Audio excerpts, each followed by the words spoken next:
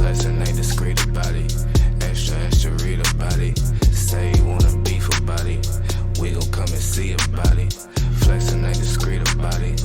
Extra, extra, read about it. Say you wanna beef about it. Find out nothing sweet about it. Flexing ain't discreet about it. Extra, extra, read about it. It's going down.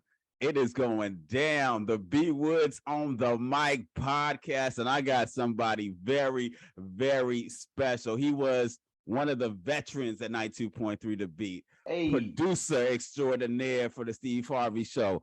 Co-creator, producer for the 85 South Show. Entrepreneur. Black man king, doing it, real estate properties everywhere, doing his thing. The man, the myth, the legend. They call him my guy. Double salute to Cat. Here we go. Hey, B.Woods, thank you, bro. Thank you for having me, big dog. I appreciate the intro. That's usually what I do. So to get one, man, you know, it feels good, bro. Thank you. Appreciate man. You deserve it. You deserve it. You've contributed so much to the game, and what you've done for comedy, for hip hop, for R&B, for it's just like you one of those people that I would say is an unsung hero of the game, and that's why I gotta get you on this, man. B.Woods, I appreciate it, man. You know how that grind and that struggle go, bro. We don't stop, and you know, it's kind of hard to see what's coming up the road when you first start, but we stay 10 toes down, bro. We start hitting levels and, you know, milestones, so it feel good, bro. Yeah, and the things that you're doing, we're gonna talk about it too, especially what you've done with Steve Harvey, what you're doing with Steve Harvey, the contributions to changing the game of comedy with the 85 South Show, and then the it seems like a long time ago, but just everything that you did at 92.3 The Beat, and just you my OG also, just because before when I got to the station, I was wet behind the ears. I didn't know shit in the LA music game, nothing. I was dressing like I was another member of Boys to Men, and so you took me in a very competitive space of entertainment. You like, hey, bro, like you took me under your wing and helped me get my swag too. So definitely, I got to give you your props for that. Yes, sir. And so, let's talk about it and kind of take it from the beginning and how your journey and how's it going and where it's going, and just give everybody a background of, like, you know, your very humble beginnings and how did you get to the space of, like, let's start, because you from Santa Monica. Yes, sir. And you transitioned to working for one of the best, you know, biggest stations, 92.3 The Beat. How did that start? How did that happen? Well, me getting started in radio, bro, you know, when you're younger, you hear DJs on the radio, you're like, oh, I can do that. You practice in the car, you practice your breaks, in and out the breaks. I used to do that, but, you know, as I got a little bit older, you know, my life took a turn and I was doing some other things I probably shouldn't have been doing. And by the grace of God, man, he guided me right back to the radio station. And it was crazy. I had it. So one of my really good high school friends was friends with Moni Moan. Okay. And once she got to college, they were friends with Moni Moan and Corn Dog. So I knew Corn, who is an LA legend. Big ups to Corn Dog and Moni Moan. I knew of Corn through Moni Moan. Me and Moni, that was my dog through a mutual friend. So I started. I went to a movie premiere. My ex-girl at the time got a movie ticket. You know, you give those movie passes to come see a premiere. And once I went to the premiere, I saw Moni, and she was like, "Hey, I told you should have did this. Look at the new guys on. It was Pee Wee and that whole crew that came in, that freshman class with Pee Wee and all them. They had just started." And I went to because I told her, nah, I'm doing this other thing. I was running the streets. So I told her, nah, I ain't going to do it. So once I went to the movie theater and saw the premiere, and I saw Pee Wee and the whole crew doing what they was doing, I was like, wow. So Moni came. She's like, sit with me. I sat with Moni. She explained the game to me. She was already rocking with P-Funk. Big ups to P-Funk and Delron, LA legend. they was watching with the morning show. So she was like, I told you could have did this and that and the other. I met Pee Wee. I met some of the guys. She was like, Moni just broke it down for me. She walked me through the whole steps, how to get in with the beat. So I went back. I enrolled in school. I started going to SMC. I got my I went for a whole semester. Then I went to get an internship. Filled out for the internship, enrolled in the internship program, sent my application, faxed it. Remember we had fax machines. I faxed it, no response. I took it up. I drove up to 5900 Wilshire. I took my application up there, no response. I was calling, faxed it again. Oh, faxed it again. So this went on for about 2-3 weeks, and I didn't get a call or nothing. So I was like, man, F them. I ain't rocking with them. I ain't tripping. I was still on the block, like, man, whatever. Right. And then my girl called me. My girl at the time called me and was like, hey, yo, the beat called you and wanted, was looking for you. I'm like, wait, what? So What's going on? yeah, like, oh, they calling. So, it was about a month later. They called me about a month later. So I went, I called, talked to Brian Baptista, who was a big part of promotion squad up there with Eileen Woodbury and Scott DeLava, all them guys. Talked to Brian, and he was like, well, yeah, our promotion director, Eileen, she was over at Power, but we just got her back from Power and we're putting our team back together. And, we want to know if you want to come in and interview. I was like, absolutely. I'm come right now. He was like, slow down. Like, slow down. Relax. You can come tomorrow, So, man, it's so crazy because on my way up there, and, God, they say the storm hit before the sunshine. Right. So on my way up to the beat, man, I had this Camry and I took a wrong turn on Wilshire. I'm going the wrong way. My water pump bust. My car quit. Man, and then now I'm getting off. I ain't got no money. I got on Dockers. I got on some. And now you need the job. Man, You like, damn. it was rough, bro. So now I'm trying to catch the bus down to the beat because I was going the wrong way. Now I get on the bus. I call Phil the Thrill. Big ups to Phil. I called Phil the Thrill. Told him what was going on with my car. My water pump burst. His security guard was lucky enough to let me park my car on their lot without towing it. I'm catching the bus down Wilshire. End up getting off at the wrong stop. Now I walk across the street like, oh, this ain't the building. Like, oh, bro. So now Wilshire's far. Man, I'm walking, bro. I'm sweating. Everything by the grace of God, man. I happen to see this dude I ain't seen in years. Pulled up at the stoplight and I seen him and like, bro, what up? Hey, I need a ride, man. And like God worked crazy, bro. Like yeah. I hadn't seen this dude in about 5-6 years. I seen him that day. He gave me a ride to the beat. I ain't seen him since. That's crazy. So I'm like, man, look at God. So I get there, I'm late. Phil the Thrill come outside. We chop it up for a little while. And he just basically told me, he was smoking a cigarette. So I was like, oh, it's cool. It ain't all buttoned up and corporate. He came downstairs, smoked a cigarette, and just, gave me the rules and rundown. We just chopped it up. And from that moment on, they was like, all right, you got to come see Brian. I went to see Brian. Brian was like, I love this dude. Let's go. We need you. When can you start? I'm like, right now. He was like, and then what did that interview process was like? What were they asking you? And you coming down, just to give context of what's happening, because now, you said you were doing your thing in the streets. Now you about to go in this corporate atmosphere. At the time, this is like the #1 radio station in LA. Wasn't nothing better than 92.3. Wasn't. There wasn't nothing. John London in the house party with Shirley Strawberry, my heart right there. I think they had Diana Steele after that. They had Lisa Canning doing the late night. The beat was popping. Theo it was popping. So Come now on, you on Wilshire. You know what I'm saying? You got your car's messed up. You're sweating. You get upstairs. Now, what are you thinking about? What's Brian talking to you about? Is he asking you about your day? Is he saying why you late? Like, what's happening? And how do you transition the energy from panic to be like, okay, I'm in the game, and how does that conversation go? Well, it happened kind of cool because Phil was like, yo, I'm gonna take a break. So let's go outside. So I was able to get some fresh air because I was sweating like a pig, bro. I was sweating. Phil took me outside, and then when he started smoking a cigarette, I'm like, okay, we just kind of chopping it up. So we just talked. He was filling me out. He told me about, they didn't want no groupies and people, all that like that. And I'm like, man, I ain't tripping. I know a lot of these people in the industry already. Like, I don't trip like that. That ain't my thing. I'm just here to work, tell me what to do, I'm gonna do it. And you know, they was like, well, you may have some people younger than you, because I came in kind of older, because I was, you know, I was already doing my thing, and I was like, man, I don't care. I'm gonna get in here and I'm gonna work. And he was like, okay, cool. He was like, I think you're gonna work out, bro. He was like, do you have? He asked me, did I have a problem with this, that, and the other? I was like, nah, bro. I don't have no problem with none of that. I'm here to work. I'm here to learn the ropes. Just tell me what to do, and I'm gonna go get it. So he was like, cool. Then he took me to Brian, and me and Brian talked, and you know, I was just on top of my game. And Brian was like, man, we love this dude.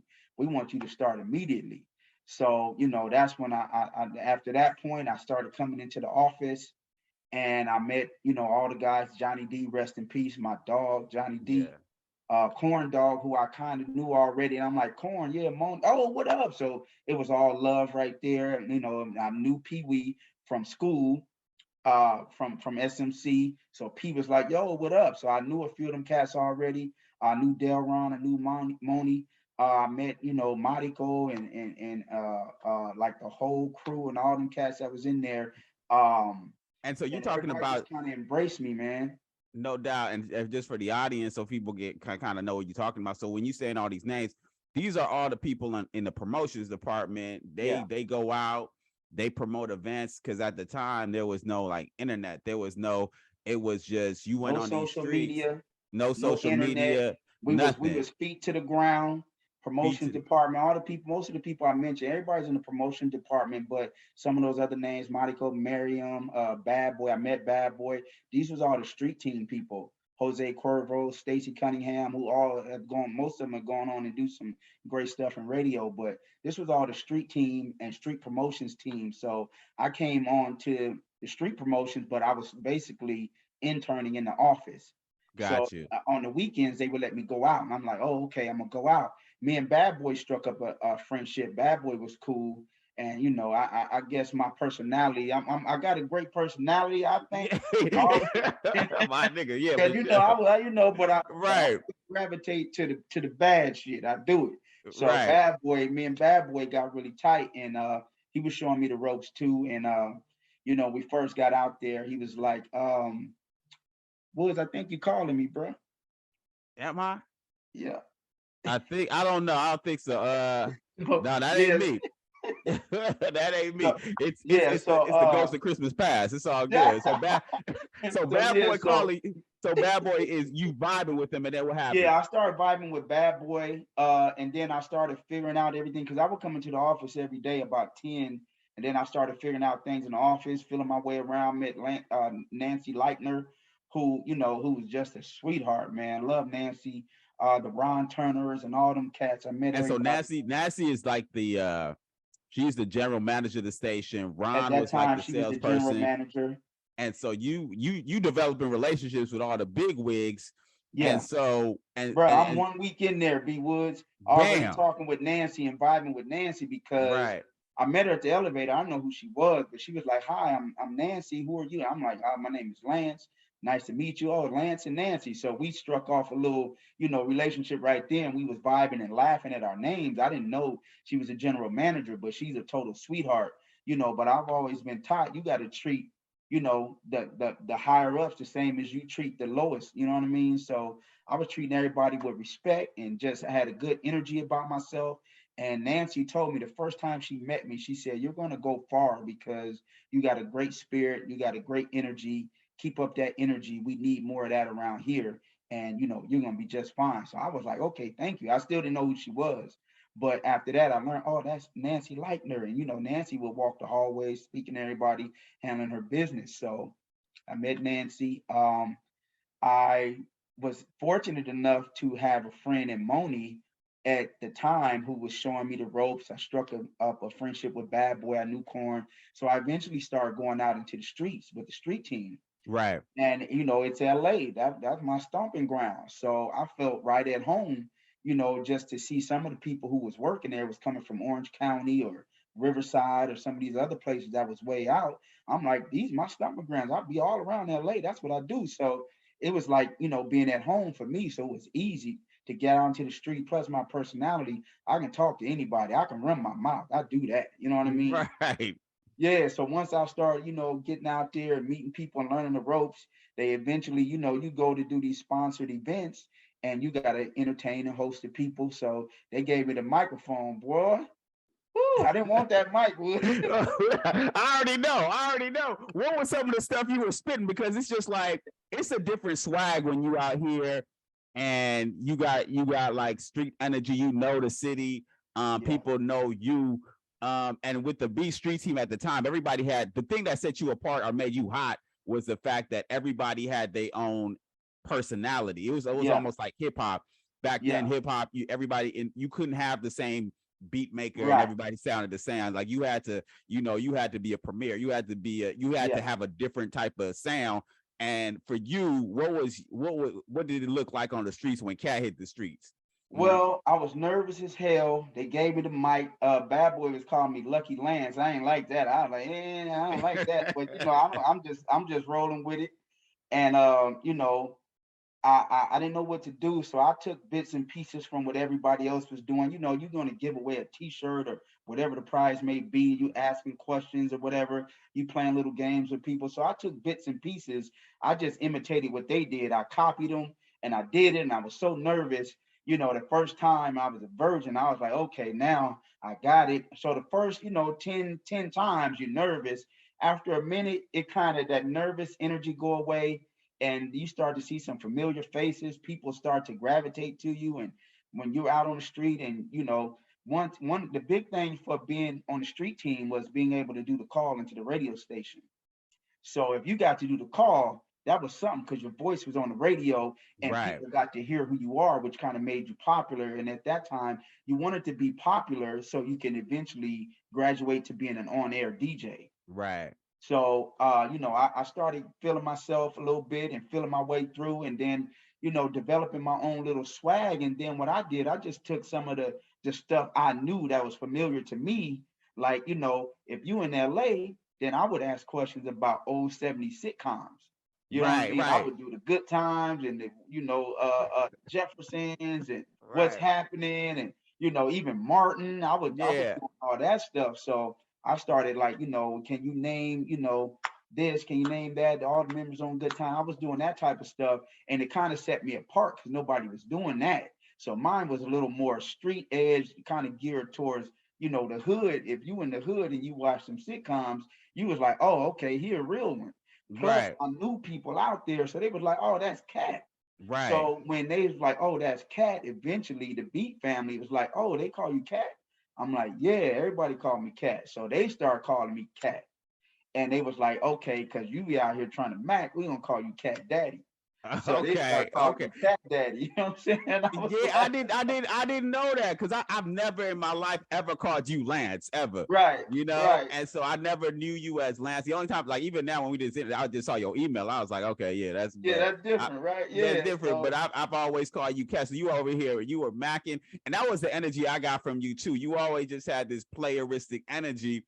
And you were like, like even you like, look here, Woods. Like you would always, you would always like talk, and then you would just kind of look around like it was a secret going on. And man, like, I gotta watch. You watching, and like, look here, look here. In me, you know what I mean? Whatever I'm telling you is for you. Right. Sure, hey, I'm gonna give you some game. I'm always exactly. I got some OGs who was always putting me up on game. So all the people that that I see that I rock with, I'm always gonna give them some information. You know what I mean? So so they started calling me Cat and Cat Daddy, and tell me about some of the experience, because it was just like you macking and in LA at that time. What was the women like? What was the energy like? How did they respond to Cat Daddy? Because it's one thing just to be out here, and back then, like there was no dating apps or sliding somebody's DM. Your mouthpiece had to be crisp. Absolutely, and you had to, and that. I was good with the mouthpiece, so I was out there talking, and they would like go get Cat whenever they seen girls or certain situations. Go get Cat because they know I was gonna come in. I ain't had no shame. I ain't have no reserve. I wasn't shy. I was gonna come in and like, hey, and just run it down, do my thing, and make sure everybody was having a good time, making people comfortable. And making sure they was having a good time, they was comfortable, and everybody was friendly. Like, oh, these cats are cool, which kind of made us a little more popular. They was like, oh, they good. They the ones who doing the thing. So we just started growing. And I think everybody was kind of gravitating, to my energy a little bit. You know how you form friendships. Me and Bad Boy was cool. Bad Boy eventually left the station, but me and Johnny D was super cool too. And as I'm working in this office, going out on the weekends, they eventually started letting me go out with Johnny D. Mm.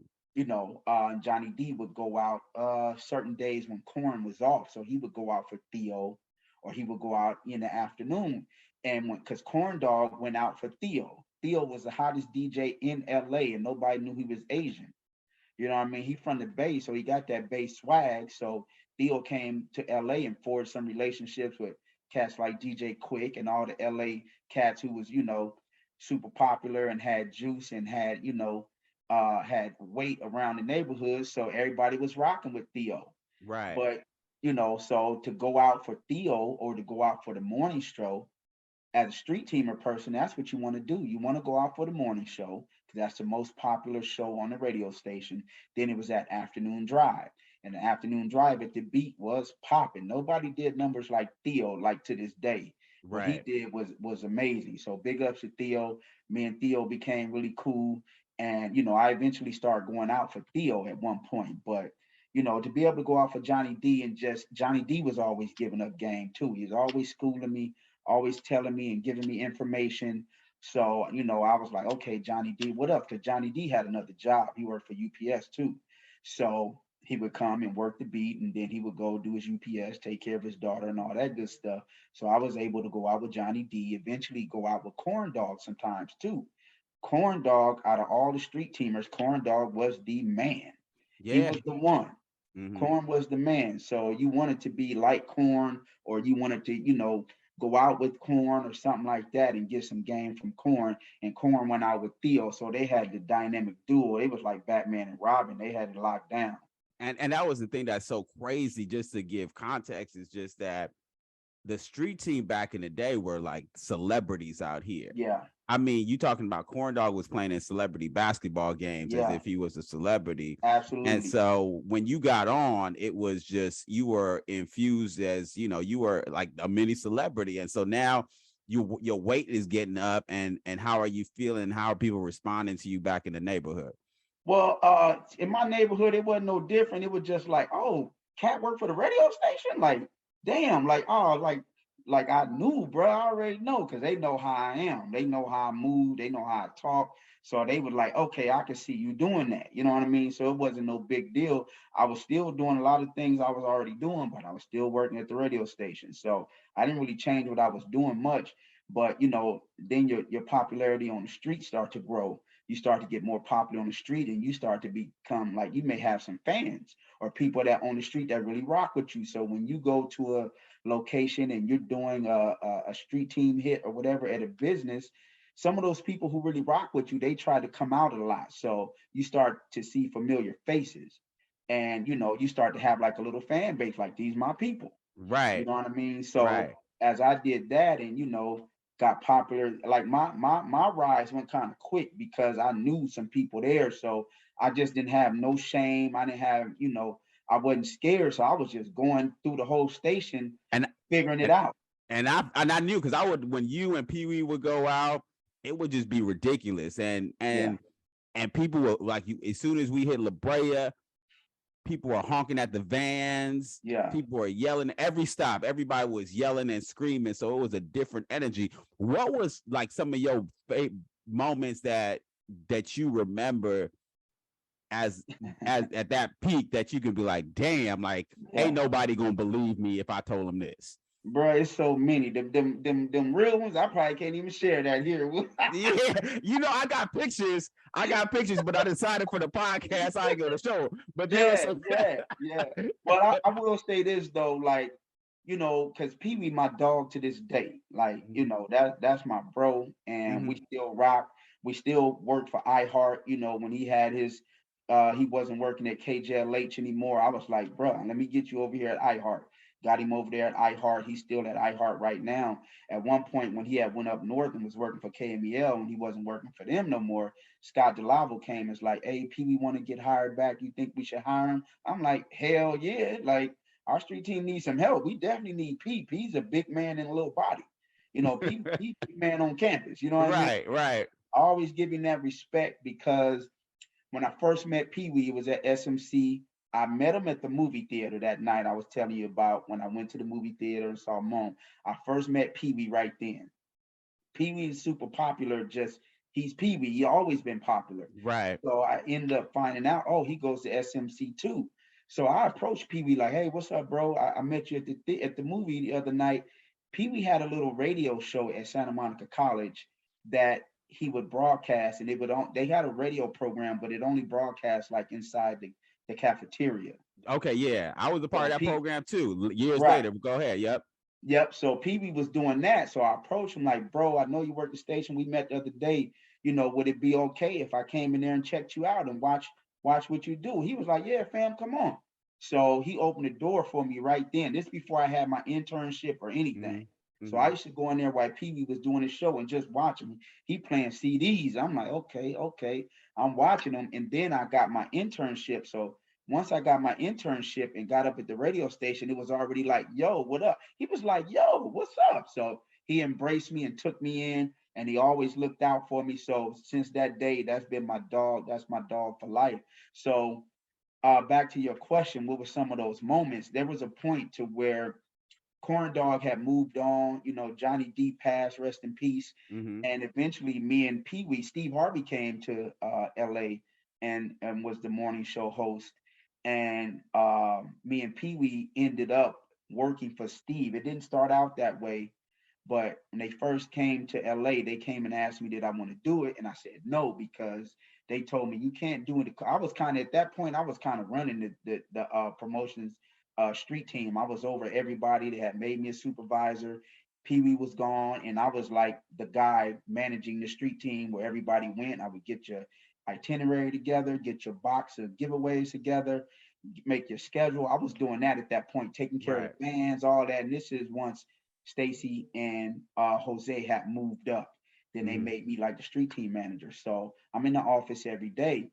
So eventually, Celessa, who was one of the street teamers, beautiful young lady, was working for Steve and our partner, Big Burn Bernard, who was relatively new. Right. Yeah. Shout out to my guy Bernard. I'm laughing because shout out to Burn. Yeah, Bernard is a Burn was funny new, guy. and Yeah. you know, I told the street team, man, I ain't doing it because they told me we want you to work for Steve. When Steve came, it was a big deal. Like Steve Harvey and Harvey's Angels, which was Shirley Strawberry, Nautica De La Cruz, and Dominique DePrima.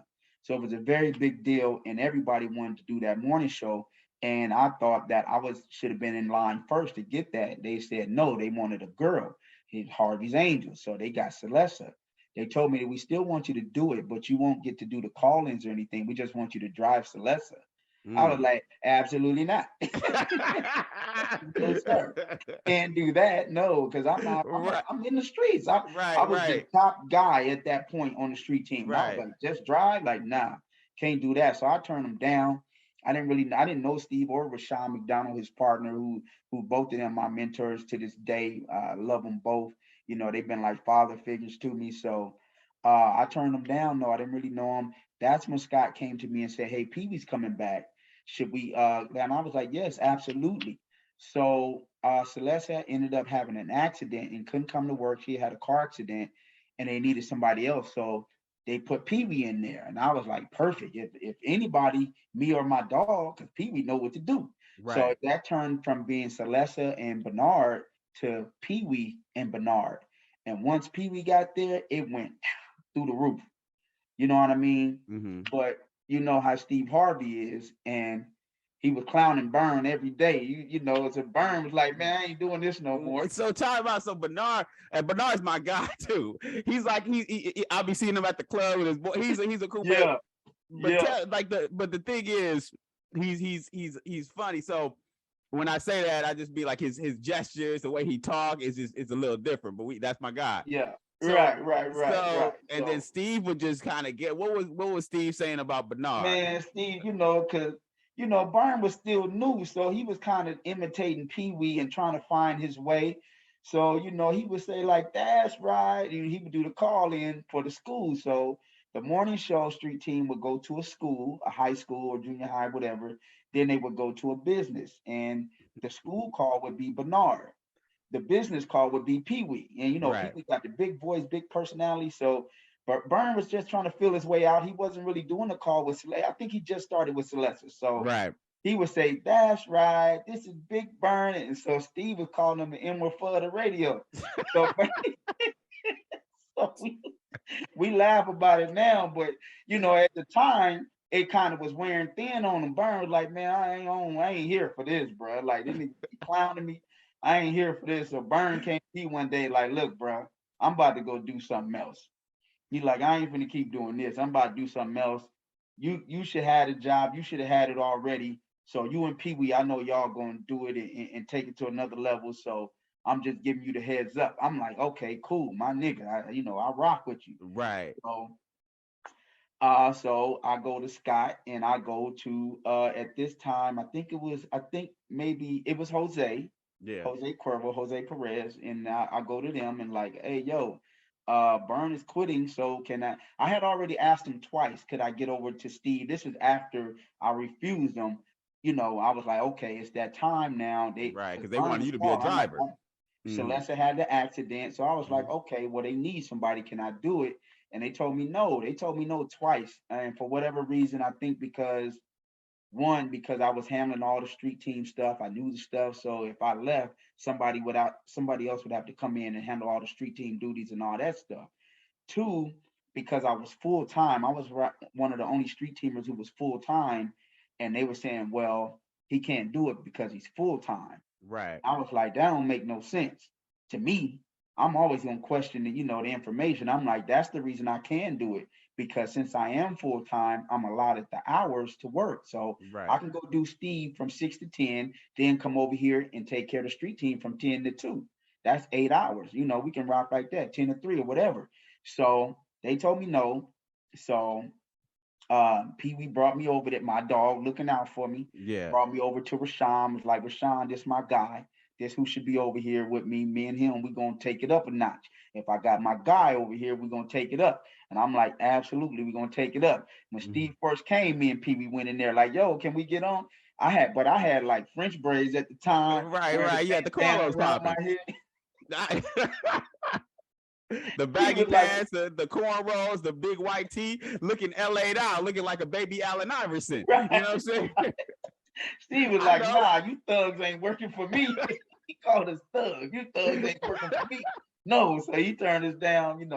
I had asked Jose another time, and then this last time I asked Jose and Scott, and they said no, straight out no. And I was hot.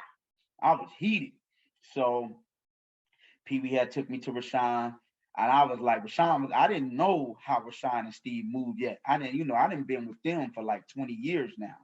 20 years straight, I done been with Steve That's Harvey, and crazy. Rashawn was there most of those years. Of course, they parted ways to go do their own stuff respectively, but I've been with Steve for 20 years. So we talking about, this is 2003, Mm. and I went to Scott, and Jose was like, "Hey, Byrne is quitting," and they was like, "No," and I was like, "Pee Wee, take me over there," and introduced me to Rashawn formally, and was like, "This my guy, whatever, whatever, whatever." And I said, "Rashawn, well, they told me no, but the reason they told me no is the reason why I can do it. They told me because I'm full time." But I'm like, that gives me the hours to come over here from 6 to 10, and then from 10 to 2 over there. I mean, anything you want, you're gonna have to hustle for it. Nobody's gonna give you nothing. So at this point, they already told me no twice. So now I'm Bogart now. You know what I Yeah, mean? So yeah. Rashawn was like, "Don't worry about it. Don't worry about it, dog. Come back here in the morning. Just come over here and go out with Pee Wee. I got you covered." And I'm like, "What? Come back and go out?" They said no. But I said, "Okay, I'm gonna listen." I didn't know they was gangsters like that. I didn't Mm. know Steve Harvey and Rashawn was gangster and they way through the industry. So this is my first kind of, situation with dealing with Rashawn and Steve. So I came back in the morning. I didn't tell Scott and them. I came back. I went out with Pee Wee in the morning. We went to the school. We went to the business. I'm like, "Bro, get me back. You got to get me back by 10." You know what I mean? Because they Right, was right. tripping. So Pee Wee get me back. So I take my walk through the station like I normally do. I see Pee Wee, and I'm like, he like, "Bro." did you see Scott? No, no, no. Matter of fact, I'm sorry. Before No. I see Pee Wee, I see Robert Scorpio. Okay. Now, Robert Scorpio was the program director, meaning he controlled all the music we played and he was over all the DJs that was on air. White dude, super cool, play hoop with us, all that stuff. Robert Right. Scorpio gave me a chance. He's super dope. Big respect to Scorpio. So as I'm walking by Scorp's office, he's like, "Hey, what's up, Cat?" I'm like, "Hey, what's up, Scorp?" He says, "So I hear you trying to get on the morning show, huh?" I said, I'm trying, Scorp." He's like, "Oh, it's already done, ain't it?" I'm like, "Huh?" He's like, "Yeah, you better, go talk to your folks." So I'm like, "What you talking about?" Scott and them told me no. So I'm walking to the back to go to promotions and see Scott and go see Jose. I see Pee Wee. I walk in his office. Pee Wee got a smile this big on his face. And I'm like, "Bro, what's up?" And he laughing. He like, "Bro, you talk to Jose?" I'm like, "Nah." He like, "You better go talk to him." I'm like, "What's up, bro?" He laughing though. So I'm like, "Wait, what?" So I walk in the office. I see Jose. Jose looking down. He didn't even look up at me. He like, "Yeah, you're gonna be working on the morning show. Just like You should have been doing it already. You and Pee Wee, y'all should have been doing it." So, but he never looked up at me. I don't know why he was like felt that kind of way. I don't know what Rashawn said to him, but whatever it was, he barked him down and said, "We taking Cat," and that's what it is, and that's what it was. So damn. from it on, I'm out in the morning show with And Pee. you on and pop. And so at that moment, I mean, is this the first time you see like a power move flex from a black man against like was it like what was that energy like for you to where it was just that snap of the finger and it just went down like that? What was going through your mind in terms of potential and opportunity, power, respect, all those things? Bro, it was eye opening because I had seen Theo flex on him. I knew Theo was getting money when I first started up there. It was for me, it was fun. Oh, you get to have fun. You going out, and then I said, "Wait, hold up." I started paying attention, like, "Oh, they getting money in here." Like, okay, take your hustle from there, bring your hustle, what you was doing, apply your hustle to the radio station. So that's what I did when I saw they was getting money and people making millions of dollars and these cats making hundreds of thousands. I said, "Oh, they really getting money. It's not a game in here." So I had seen Theo do it. I knew the house party was flexing. I didn't know nobody else was flexing. So to see Steve Harvey and Rashawn, what they did, I was like, wow, I didn't think that black men could do that. Not to these corporations who are not owned by black people. You Right. know what I mean? Because it was at that time, it might have been Evergreen. It wasn't iHeart. It might have been Evergreen or Chancellor Media before Clear Channel and all that stuff. Yeah. Yeah. So when they flexed, I was like, whoa, like these dudes different. You know what I mean? I seen they was different anyway, because I had never seen that. I'm like, oh, they different. And when they did that, I'm like, oh, they big different. They And after that, like Scott, Jose, none of them, they nobody would say nothing else to me. They nobody told me nothing else since that day. They ain't tell me nothing else since that day. I was doing whatever I wanted to do And that's since that day. crazy. And that's crazy because I was there. They were telling my black ass what to do. You know, they were still cracking the whip on my black ass. But I saw you guys flying. So Yeah. Hey, now me and P was having it our way, like Burger oh, I King. know you were because we were just, what I'm saying, we would look at you because I would do these little hits and I'd be filling the boxes and doing my thing. And it was almost when you and Pee Wee came, it was just like, just one tear came down our eyes. Like they got it going on. They got Yes, it going sir. on. Yes, It was sir. I very loved much it. I loved King it. of Zamunda. Yeah. So now you're a part of the morning show, right? Yeah. we, Yes, we sir. take you back. You were in Santa Monica. Your car failed. You were talking to Brian. You work yourself up. Now you're a part of the morning show with an iconic person like Steve Harvey. How does that go? Bro, it's been life changing, bro. Big up to Steve, Rashawn, they whole crew over there. They didn't change my life forever. You know what I mean? I wouldn't be sitting right here right now with the office and all this Right. if it wasn't for them, bro. Like they didn't forever change my life, the trajectory of my life. It was like this, when I got with them, it started going like that to that. You know what I mean? So Yeah. that even so getting with Steve and just starting to, I don't do a whole lot of talking around people like that. You got to listen, you got to learn something, for you to be a good teacher at one point you got to be a good student. So I've always listened to people. So I'm listening to everything. Steve been dropping knowledge since day one. Steve got information. He got knowledge. I don't know if people know that, they think, oh, Steve's a comedian, da da da da. Steve's a goddamn genius. Steve is smarter than anybody I've ever met. Steve is a genius, and he's very methodical the way he moves. He's very planned out the way he's moved. He's very deliberate, intentional the way he moves, and people don't know that. And then they see things in the news. That stuff ain't real. People making up stories or writing stories to get whatever attention they want. I've been there. I've seen it up close. That Steve is that guy. He that guy. And It ain't no fluke that he been elevating ever since and still elevating where he is right now. It ain't by accident. And it's so crazy because Steve doesn't let a lot of people get close to him, right? Like Steve is one of those type of people that he kind of looks around and he's just, because everybody wants something from him. Like Absolutely. When I was around the radio station, everybody would be trying to pitch him ideas, everything. Even my black ass, I was over there like, "Can you be a part of my radio?" He's like, "Oh," he like, "Hey, boy, like I done told you." Like, and so he's so used to hearing so many things. Yeah. So with you and Pee Wee just getting started, first of all, tell me the adventures of Pee Wee and Cat on the Streets, which is already crazy. Man. And how did you develop that relationship with Steve? Well, like Pee Wee had already started the relationship, so I came in and they respect P. They let P rock and do how he wanted to. So at this point, we still work for the promotions department, but they don't say nothing to us. We work for Steve, so we got to do whatever we wanted to do. Whichever vehicle we wanted to take, we were taking it. And at that point, at first we had a Suburban that with all the beat logos and rap, and then we got a Cadillac truck. You remember that Cadillac truck? Yeah. Me and Pete was living out the Cadillac truck. Yeah, that was the one. That was the one. So that was the one. Get the Cadillac truck. We leave at 6 a.m. We don't come back to 4 p.m. Yeah. Nobody say nothing because who you want to go deal with Rashawn? You want to deal with Steve? So on days if we had to go out to Riverside, that's an hour away from LA. So we would be in Riverside. Then we would hit all the spots we needed to hit where we had networking. We would hit all the spots, the restaurants, the clothing places. While we in Riverside, we gonna network with our people, and then we would come back. So sometimes it took to 2, 3, 4 o'clock, and nobody said nothing because we putting on for the station. It ain't for us. It's 92.3. You know what I mean? And at that point, it changed to 100.3 with the sale of the beat to Radio One, Captain Hughes Black-owned station, radio network, and all that. So.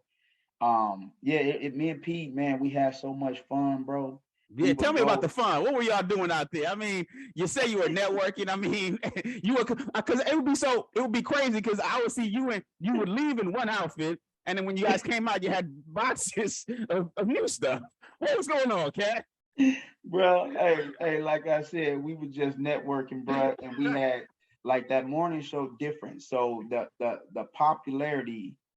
And me and P took it to another level. What we was doing and an appendage of what Steve Harvey was doing, we took it to another level, networking with everybody, making sure if you have a black business, we're gonna get you some shine on the radio. We're gonna get people to come to your business. We're gonna do a call in and shout your business out. So we was doing all that, hitting the schools, and man, it was just unreal. The amount of love we got on the streets of LA and all the surrounding cities from LA to Riverside to IE, Orange County, everybody's showing us so much love and we was out there for it. So like, I'm trying to think, what are some of the things we did? Some of it I can't talk about on radio, Give me the condensed rated PG, the PG-13 version of some of the stuff that happened. Yeah. Like, everywhere we went, like every city, it was like, okay, we got a group of people that we're gonna rock with. Wink, wink. We got, we got some folks that we gonna go see. Yeah. So we would go do our thing, go do the work, put the work in, and we gonna, we're gonna be super professional, top notch. We're gonna make sure everything is good. Then we're gonna have a little leisure. You know what I'm saying? Yeah. We're gonna have a little playtime. You know right. Yeah. So and then we come on back to the city and do our thing. Take, make our way around the city, talk to some of our folks, and then do it all again the next day. So Me and P, man, that like, oh man, and then you would have certain things like if you had a concert or something, they started making like me and P. It was different when we were street teamers. We started being able to host stuff. We were getting hosting gigs, and like street teamers didn't get that, and actually getting paid for them. At Mm. Summer Jam, we got to come out on stage. Who You were know what some I of the people mean? that? What were some of the people that you hosted for the concert? Well, it was for the radio station, but I'm Oh saying no, when they who are some of perform. the? I mean, who are some of the artists? Oh man, let me think. Well, I wish I could have sent you this picture, B.Woods, from one of the summer jams. Oh man, it was such an eye-opening experience, bro. Like, so we did a summer jam. Okay, summer jam that used to be in Irvine. I don't know if people know. Summer jam was like the biggest concert of the summer, where all Right. the hip hop and stars would be there. So they had the Irvine. It was called Irvine Meadows, I Yeah, believe. yeah. Rock Meadows. Yep. You have the stage, and then you have like this grassy area because it's open air.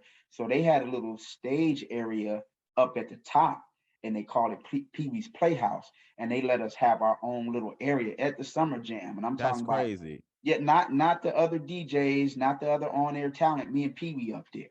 You know what I mean? Then we got to go to the stage, but the the cold thing about it, once we got on stage to do our thing, they started Mhm. fighting. That's when we had that big Oh. summer jam fight that was Yeah, on that was YouTube. the thing. Yeah, yeah, yeah. That was I remember that one. That was Yeah, the one. That's not the one when LL was there. Who was there? I think it Mhm. was LL, wasn't it? Okay, yeah. That was when Yeah, A1 because he was on left. stage. Yeah, so they had a big fight, but but still we was on stage with the mics, like, yo, like calm down, like, trying to tell people to calm down. It was super crazy, bro. And just a real, I got to shout out my boy Theo because at one point in time, I don't know if people knew, like Theo was that guy. Theo would talk super close on the mic and super deep voice, had all the women on him, and people, couldn't look in the studio. If you worked at the radio station, you couldn't go and look in the studio. He had the little, he had the window taped up or whatever. If you go in the DJ booth, he flip over the carts with all the music and Right. stuff. Like Theo Yeah. was crazy with it. Yeah, he was crazy. But That's the infamous story, the carts with Stephanie, yeah, the so receptionist. yeah, right. So I knew that. Oh, don't go in there. Theo would flip out, and so I wouldn't go in there. But me, I'm just like, eh. I knew Sean. Sean was his assistant. So me and Sean was cool. And one day Sean was like, okay, he used to come out and talk to me. I used to look in there through the DJ window. The DJ booth was right next to the studio, facing into the studio. I would look in there, what up to Sean. Sean would come out, what's up, cat? And we'd chop it up. Big up to Sean. Sean was always super cool. And then one day he was like, come in, man, and took me in the studio. So I'm in there with Theo, like, oh my God. I'm still new though. I'm still new at the station. I'm like, oh wow. Like, I hope he don't flip. He didn't flip. He was cool. And I was like, Right. oh, okay, he cool. I'm like, as long as you ain't on no fuck shit, he cool. I'm like, okay. Right. So me and Theo ended up being real cool, and to the point to where I was going out for him in the afternoon. And some days when I didn't go out, Theo would call me. And Just Theo would just talk. So what you had to realize, Theo's recording everything. okay, so he would call you like you would be just kicking it and he would call you Chilling. and you I'm would be at the on the house air. chilling. Theo called. Lance, what up? He the only one still call me Lance. Everybody else Mm. called me Cat. Lance, what up? Hey, what's up? I'm Theezy Fonzarese, Theo Right. Fonzarelli. I got the Hmm. E40 names for him because Right, right, that's right. cool. And I would go to some of the nightclubs with him when he had a spot. I would be the street teamers there at the nightclub with Theo, So matter of fact, we go to this one club one night, and he had the VIP section, and this girl ended up stepping over the rope to get in the VIP, and she just over there eating chicken wings and everything. And I'm like, he like, is she with you? I'm like, no. He like, man, come on, bro. So I go tell the baby girl she got to go. So the next day, me and her ended up talking, whatever. We exchanged numbers. She was actually cool, but I'm like, bet you can't be over here eating the man chicken. This the Right, VIP. right. You can't do So that. we had struck up a conversation and was cool. So the next day, that Monday, that was maybe a Saturday. That Monday, I'm chilling at the house. Theo calls me. I'm forgetting that he recording everything. And I'm like, oh yeah, man, I had to throw her out, Theo. Yeah, I don't know what she was tripping off of. And he's recording it, then he play it back on the radio. I'm like, I'm Damn. like, oh damn. Like, And okay. Gotta remember Theo recording everything. Theo is always recording, and he would make or break you. I remember Chipmunk. Yeah. Remember Chipmunk he would do a lot of call-ins, and Chipmunk calls Theo up. And Chipmunk's always excited, always boom, boom, boom, boom, boom, boom. I'm Chipmunk, this, that, and the other. So Chipmunk does his thing, and Theo's totally quiet. Then he says, how do these street teamers get their name? Why would you ever want to be called Chipmunk? A little rodent that carries nuts in his mouth. I remember that. and LA just went over and Chip was done after that. Chip was done after that. Bro, I remember that. And Theo always showed me love. Me and Theo actually got really cool. And me and Tongue, shout out to Tongue, me and Tongue Ha. He's another promotions person. Yeah, me and Tongue Ha ended up going out for Theo in the afternoon after Corn and Johnny was gone. Me and Tongue ended up going out for Theo. But Theo always showed me love. And me and Theo was really cool. Even after the beat, he worked at K-Day, I think, for a little while. He took care of me and my family a few times on some things they had going on. So shout out to Theo, man. Where you at, Theo? Holla at your boy. Yeah, I've been looking for Theo. I'm trying to get him on this thing. And legend, bro. He's a legend. He's a legend. Yeah. So going back, so now you're Pee Wee and Cat, you are a massive force, and now your relationship with Steve. Do you remember your first conversation with Steve? How'd that go? It didn't go too good because that's when he was calling us the thugs.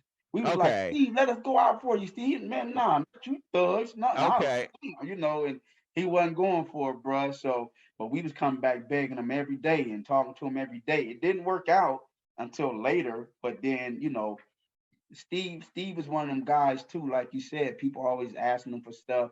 So he got them defense mechanism. He'll bark your ass down. And he gonna say some things that test you and see how strong your heart is, how thick your skin is. And if you're a weak-hearted person, you can go and get out the way. Me, I ain't no weak-hearted person. So when he would do those things, he was like, okay, Cat got a little edge to him. So at the time, my name is Cat Daddy. And when I got on with Steve, he was like, I'm not calling another man daddy. So I don't know if you remember that cartoon Cat Dog was really popular around that time. So he's like, I'm gonna call you Cat Dog. Oh, that's where that came from. Dog. Okay. It just stuck, bro. They still call me Cat Dog. You know what I mean? So it stuck from that moment.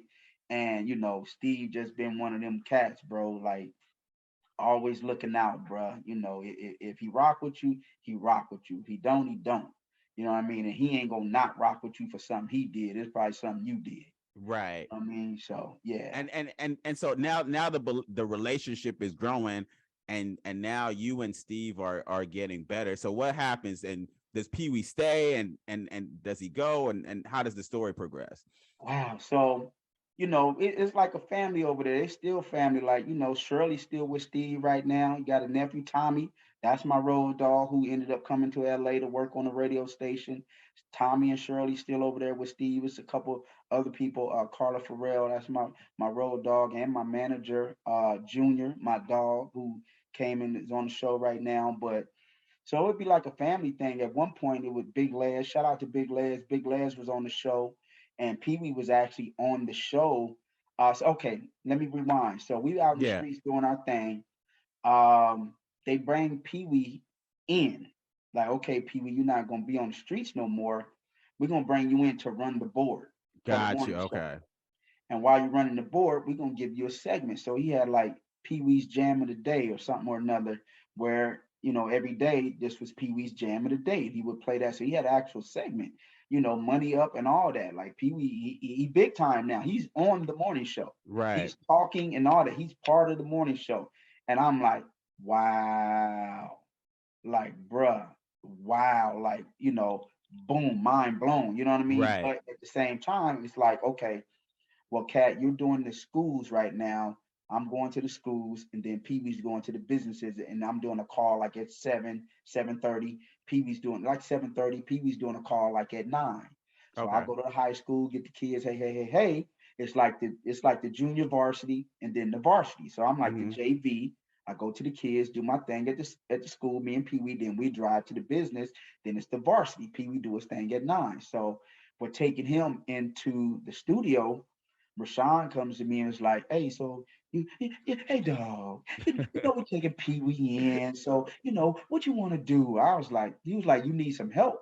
I was like, nah, Rashawn, I do this by myself. He was like, that's what I want to hear. And I'm like, Right. oh, shit. Like, okay, all right. Now I'm like, I do this by myself. So I ended up doing the schools, and then I would go do the business. I'm solo now.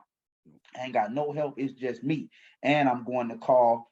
And who am I calling? I'm calling my dog. P, what up? I'm out here. Bro, what up? So we laughing and talking. Then I would do the call in. And then Nautica De La Cruz. What's up, Naughty Girl? Nautica De La Cruz, PJ Butter, shouts out to them. Nautica used to laugh because I used to do this thing that the grito, like the Mexican. I used to do that on the radio. So Nautica up. So I just made it part of my call in.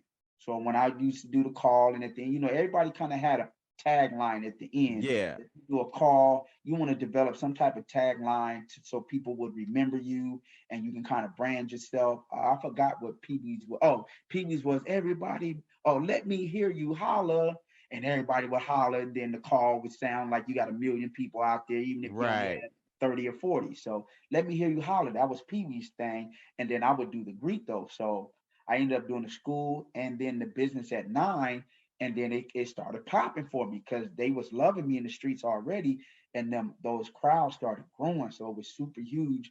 Every time I showed up somewhere, the crowd was amazing. Plus I had some people who became really good friends of mine out there, and they would always come and rock with me and support me and just show love. You know what I mean? So now I'm out. I did that for maybe about a year by myself.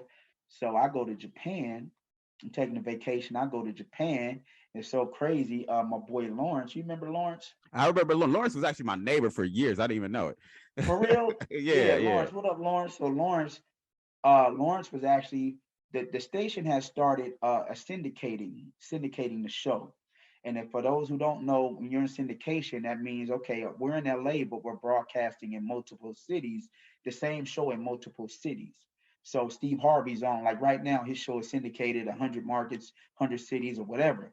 Back then, it was only 2. This may be 2004. It was 2 cities. It was LA and it was Dallas. So to be on at 6 o'clock in the morning for Dallas, we got to start in LA at 4 in the morning. Right. So we was doing that. They brought me, okay, Lawrence was leaving. Rashawn had his production company, New Op, who did a lot of things, did the Hoodie Awards and so many good things for Steve, Little Big Time and all his other shows, New Op. They would run it. And so Lawrence was leaving to go work for New Op. So Rashawn pulled me aside, hey, we're going to bring you in off the streets. I'm like, oh, wow. Okay, so wait, so time out. Let's go back in the story. So yeah. So when we say Lawrence, so Pee Wee, so where's Pee Wee at this point? Pee Wee's running the board for the show. Okay. And what Lawrence is doing, Lawrence is running the syndicated part of the show. Got you. Okay. The local syndication. So and the way that works and you're still on the streets. I'm still on the streets. Got you. Okay. So the way that works is Pee Wee's running the show. And since we're syndicated, we have certain commercials that will play in LA and in Dallas. Right. So those, we call them national spots, even though it's only 2 cities. It's national spots. Both radio stations will get these spots. So when you go to commercial break, Pee Wee would hit the button. This one commercial would play. LA would get it and Dallas would get it. And then after that commercial, both stations would branch off to their local commercials, which means LA had commercials that were just in LA and Dallas had commercials that were just in Dallas. Right. So Lawrence would do the local commercials. So when we branched out from that national spot that played in both cities, then Lawrence had his own studio next to the big studio with his own board, and he would be playing the LA commercials. Gotcha. Shirley Strawberry would come from the big studio to the smaller studio, and then she would do local news and traffic. So she would do the traffic. Hey, LA, is traffic over here? She would do the traffic report. She'd go back to the big studio. Then they go back on the air in both stations. So they brought me in to do the local stuff. I didn't know anything about that. I didn't know anything about editing and none of that. I didn't know anything about that stuff. I'm a sponge, so I would walk around the station and try to pick up little bits and pieces. So I was always learning something. But I went in there one day. Lawrence taught it to me. Hey, this is how you record. This is how you edit. This is how you save it, and this is what you do. Taught it to me one day, and then he left. So, needless to say, I was fucking up. You know what I'm saying? I'm like, oh damn, And then they came in there to bring it. They put a new board in there, so I wasn't understanding about local relays and the relays. I wasn't understanding how it worked. Eventually, I figured it out, and after a few weeks, and then I got it down, and then I was mastering that. So Shirley would come in, do the local spots, and then go back. You know, I ended up going to Japan, and so I ended up going to Japan. Okay. But I couldn't find Lawrence because he's the only person who else that knew how to do that. The morning of I was supposed to be flying out, he just happens to call me, and I'm like, bro, I've been trying to call you for 3 weeks. Where you been? He was like, oh man, I've been on vacation. I'm like, bro, I'm supposed to be going to Japan today. He was like, Right. oh, for real? I'm like, can you fill in for me? He's like, oh yeah, I got you. No problem. I'm like, oh God, look at God, bro. Yeah. And my girl at the time was pregnant, and Lawrence ain't had no car. She ended up had to take him to work and home pregnant because he didn't have no car but to look out for me. So I mean, if she ain't a ride or die, I don't know what is. Yeah, that is insane. She 9 months gone. You know what I mean? While I was in Japan, she had my daughter.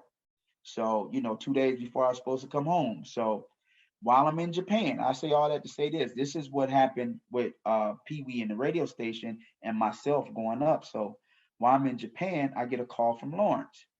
And I'm like, hold up. I'm in Japan, bro. What you calling me for in Japan? Yeah, I'm just thinking he about to say, hey, they fired you. You know what I mean? Or something. So I'm like, what's up, Lawrence? Like, bro, I'm in Japan, right? He like, oh yeah. I'm like, bro, what's up, bro? So, excuse me. So he goes, I got some news to tell you. I'm like, oh God, here we go. And you don't never want to hear that in radio. No, sir. So he like, I'm like, what, Lawrence? What? Just tell me what. He like, they fired P. And I'm like, wow, mouth drop. You fired P? Like Pee Wee is larger than life. You know what I mean? Like, what? He's the smallest dude with the biggest voice in the world that I know, with the biggest personality. I'm like, what? Fired P. So it was some drama, whatever happened. They fired P. So he was like, and when you come back, they want you to run the board. I'm like, oh my God, the big leagues. I'm gonna go from the local studio to the studio with Steve and them. I'm gonna run the board like and everybody. The big shit. If you've been on a street team or anywhere in the station, that's a job you want. I wanted that job. I couldn't wait to get that job. You know what I mean? I was already board opping, and board opping means you just operating the board, but there's no on-air personality. So you basically just playing the music and the commercials and late night when nobody looking. I was cracking the mic like, hey, this cat dog 100.3 the beat. Are you serious? What? I was talking, bro. I ain't care. I'm talking. It's late night. I'm talking, bro. And and I'll come back to my board op story later. But so now I come back from Japan.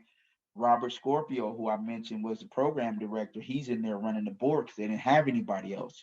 So they brought me in the studio. He started training me to board for like 2 weeks, and it was tough, bro. Like it was nothing I had ever experienced. A morning show, operating the board technician for the #1 morning show in LA. I was like, bro. So after 2 weeks, and how much patience did they have with you? I mean, especially with it moving so fast. Like, how was that experience? They had patience with me because my demeanor is different. I ain't gonna get frazzled. I ain't gonna get upset. I'm gonna take it as it comes. I'm gonna learn. I'm gonna do my best, and I'm gonna handle it like a man. So Steve always respected that about me. He respect my demeanor. He respect how I move. He respect me how I get down. So they all did, and it's that respect is mutual. So they always, embrace me like family members. So that's why I'm saying that you don't get to be like 20 years with this man without those type of relationships. You know what I mean? So they, it went 2 weeks and I was learning, but Scorpio was right there. And after that second week, I'm like, Scorpio, I need one more week, bro. Please don't go. I was like, Tank, please don't go. Bruh, You over don't there like go, bruh. Tank. Come on, bruh. So he stayed another week, but he's like, Cat Dog, this is killing me. Like coming in here at 4 a.m. and then still having to do his programming duties all day and leaving at 5. He was there like 12, 13 hours. So thank you, Scorp, for looking out. And you know, I know a lot of people say, oh, I'm self-made. And like Steve Harvey said, ain't nobody self-made. Even along the way, somebody's helping you or open a door for you somewhere or giving you a lift up somewhere along the line. You know what I mean? So Scorpio stayed with me till I got the board down. And then from that point, once I got it down, it was a wrap. But they didn't let me talk.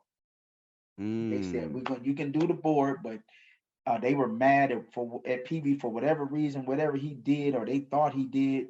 They didn't want me to talk, and they thought, oh, well, the Sue told me we created a monster in Pee Wee. I'm like, man, if you don't shut the hell up, So so Pee Wee was saying shit he wasn't supposed to be saying on the air. No, he was just Steve enabled him. That was his job, so they let him do his thing. But for some reason, the higher ups wanted to control him because remember at that point, Steve was wild. They couldn't control Steve. So they picked on somebody they thought they could control. Got you. And that just happened to be Pee Wee. And it didn't work out for him because I think they retaliated on Pee Wee for being mad at Steve. So there was like a civil war going on at the station. You had the corporate portion. So it was basically Steve was his own island, but the people that was running the station weren't really fucking with Steve. Absolutely. And then that's why, then when Radio 1 came in, that's why eventually Steve quit. And he's like, I ain't about to do this. I'm out of here. And, they told him. So wait, so time out. So now you're running the board, right? You finally get your everything flowing. What was the energy? And they tell you, you can't talk, you can't say nothing or whatever. Was there anybody hating? Was everybody with you or was there anybody hating on you? I'm going to tell you about the hate. That came later. It never came from Steve Harvey and that crew. It's been family and it's always been love. Sue was hating though. Who was hating? Sue. What? So you remember Sue, right? She was in sales, right? Yeah, and then she became the general manager. Okay. So what was she doing? Her to retaliate at Steve, she would take it out on the people around him. And then I happened to be one of those people. So they were trying to get me out of programming, which is I started in promotions, but I moved over to programming once I got with Steve and I got hired to do the board. Now I'm in programming. Right. So to retaliate, I don't know what was going on, but they was mad at Steve or whatever. He wouldn't do what they wanted him to do. Whatever, but Steve gave them numbers and money that like they've never seen before. So they were trying to get me out of there and they tried to offer me a position back in promotions to be the promotions director. And I was like, no, I don't want that. Why would I do that? I felt like that was hustling backwards. Right. No, sir, I don't want it. So what she did, she was like, oh, well, we're going to take you off the air. Because I would do the morning show and then I had air slots on the weekends where I was the on-air personality.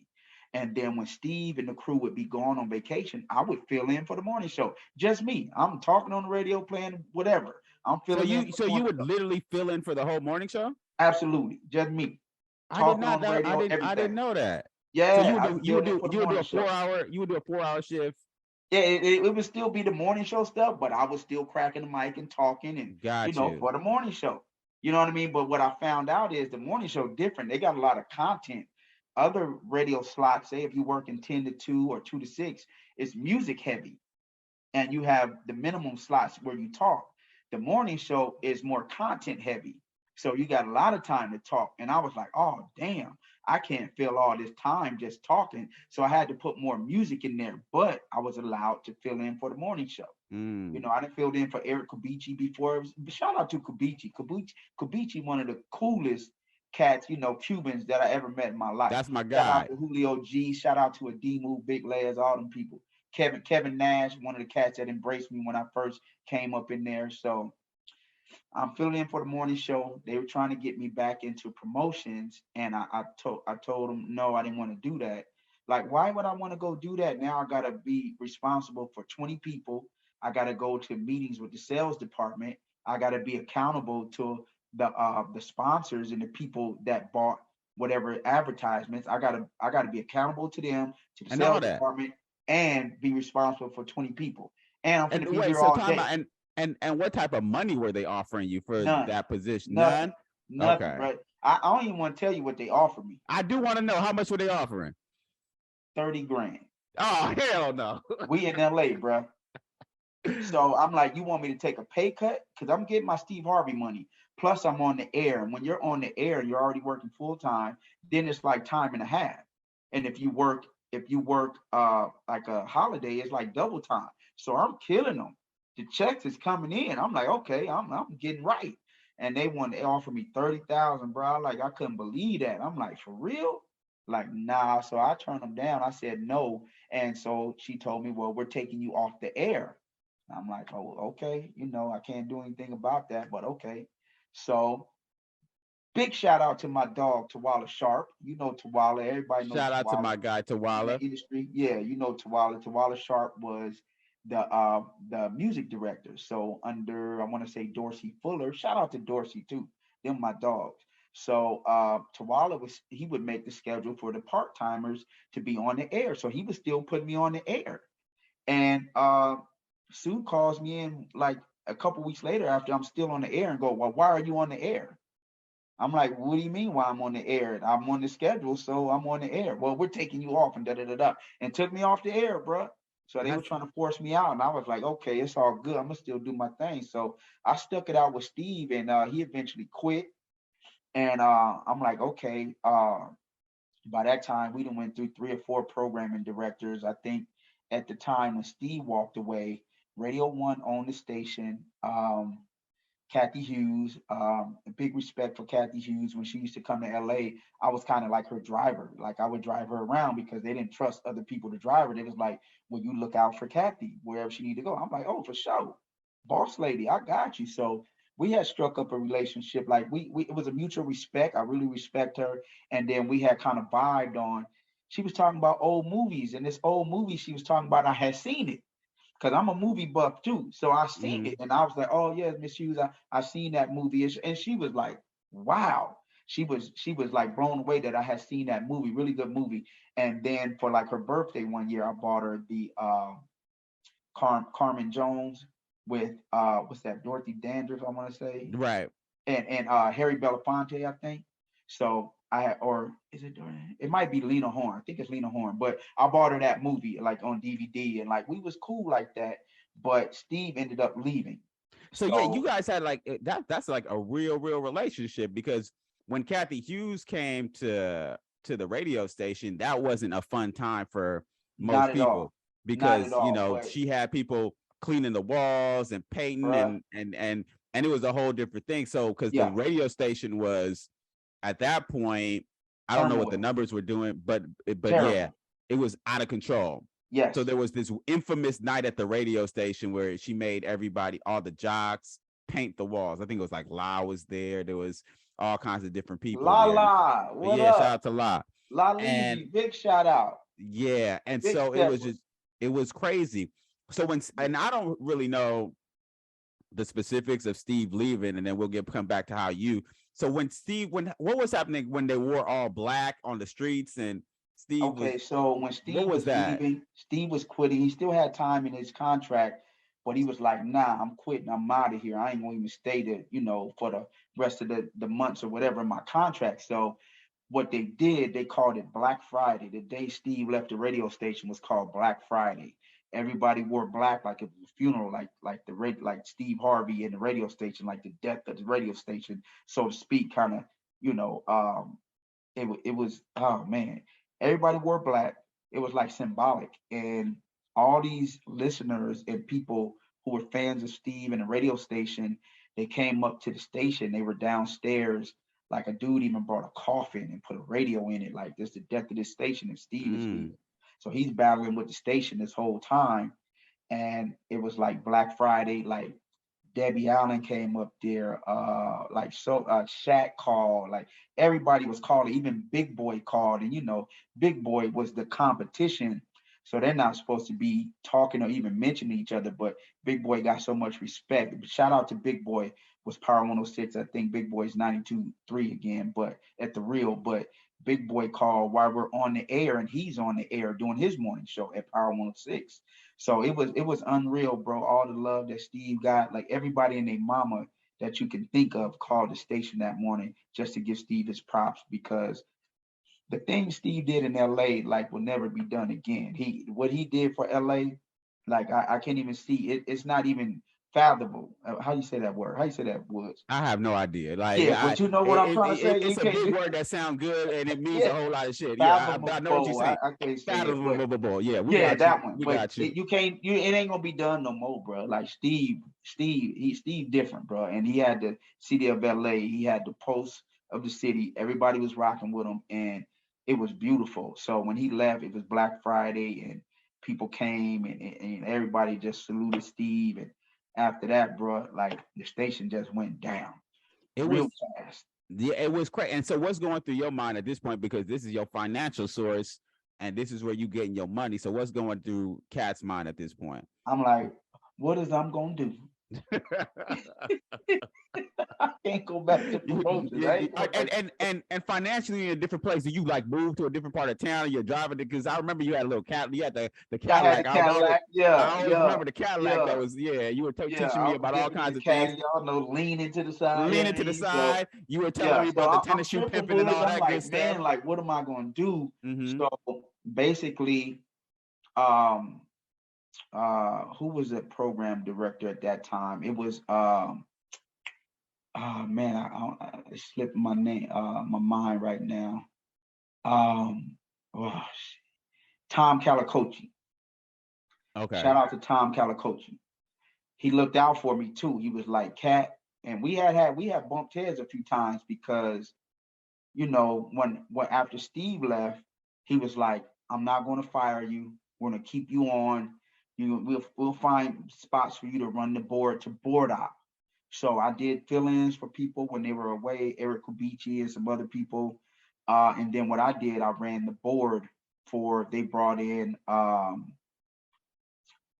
before they brought in Michael Bazin in the Got you. afternoon. So I was running the board in the afternoon for the Michael Bazin show because he was syndicated. He wasn't actually in LA, but his show was in LA. So I eventually started running the board for the Michael Bazin show. And just to go back a little bit, does Steve you have a conversation with you that he's leaving, and does he have Oh, that he had been talking about it. No, with you specifically though, saying like, hey, I'm leaving, your money's gonna be Yeah. fucked up for a little bit, but God bless you. Does that conversation happen? He was kind of messed up himself at the time because when Steve was there, he started that show, Steve Harvey's Big Time. And I was like, because I used to write little things for Steve, but Steve had this thing he would do called the top 10. Top 10 signs, you too old to be living with your mama. And then he would run down number 10 and run them down. Some of those I used to write some of those, and Rashawn would give me $50. And I'm like, oh, what? You really could write it, nigga? And Steve would say them. Cat Dog wrote this and be laughing his ass off. Damn. So I wrote it, I give it to Rashawn. He would tell me change this or change that. He give it to Steve. Steve would write it. So I had the opportunity to write a few of those for him. And he did those, all the time. But I wrote a few of them and other little things I wrote. And so that's part of that respect. Like, okay, we're going to see what you can do. And I was always trying to hustle. So Steve started the show, Steve Harvey's Big Time. I think it was locally on Channel 5. And I was telling Steve, I want to write. Steve, I want to write. I want to write. So eventually Steve was like, okay, I know you want to write. Come over here. I got you. Steve took me over there, gave me a job. I was an intern, but I was making $1,200 a week. What? So I was making more over there than I was making at the radio station now. I'm making $1,200 a week in the writer's room. Nephew Tommy was in there. My boy RP, Rodney Perry. Shout out to Rodney Perry. Yeah, Rodney Perry's in the writer's room. Chick, I forget her name, Angela, and a couple other people, but I was in the writer's room. Mm-hmm. So me, Tommy, Rodney Perry, and they're writing Steve's monologue. So Steve Harvey's Big Time, if you haven't seen it, y'all look it up on YouTube. But he would come out and do a monologue, and it was basically America's Got Talent before America's Got Talent. No, so they just stole the man's show. They just stole the show. Damn. You know what I mean? So we would write the monologue. He would come out, open his show with a monologue.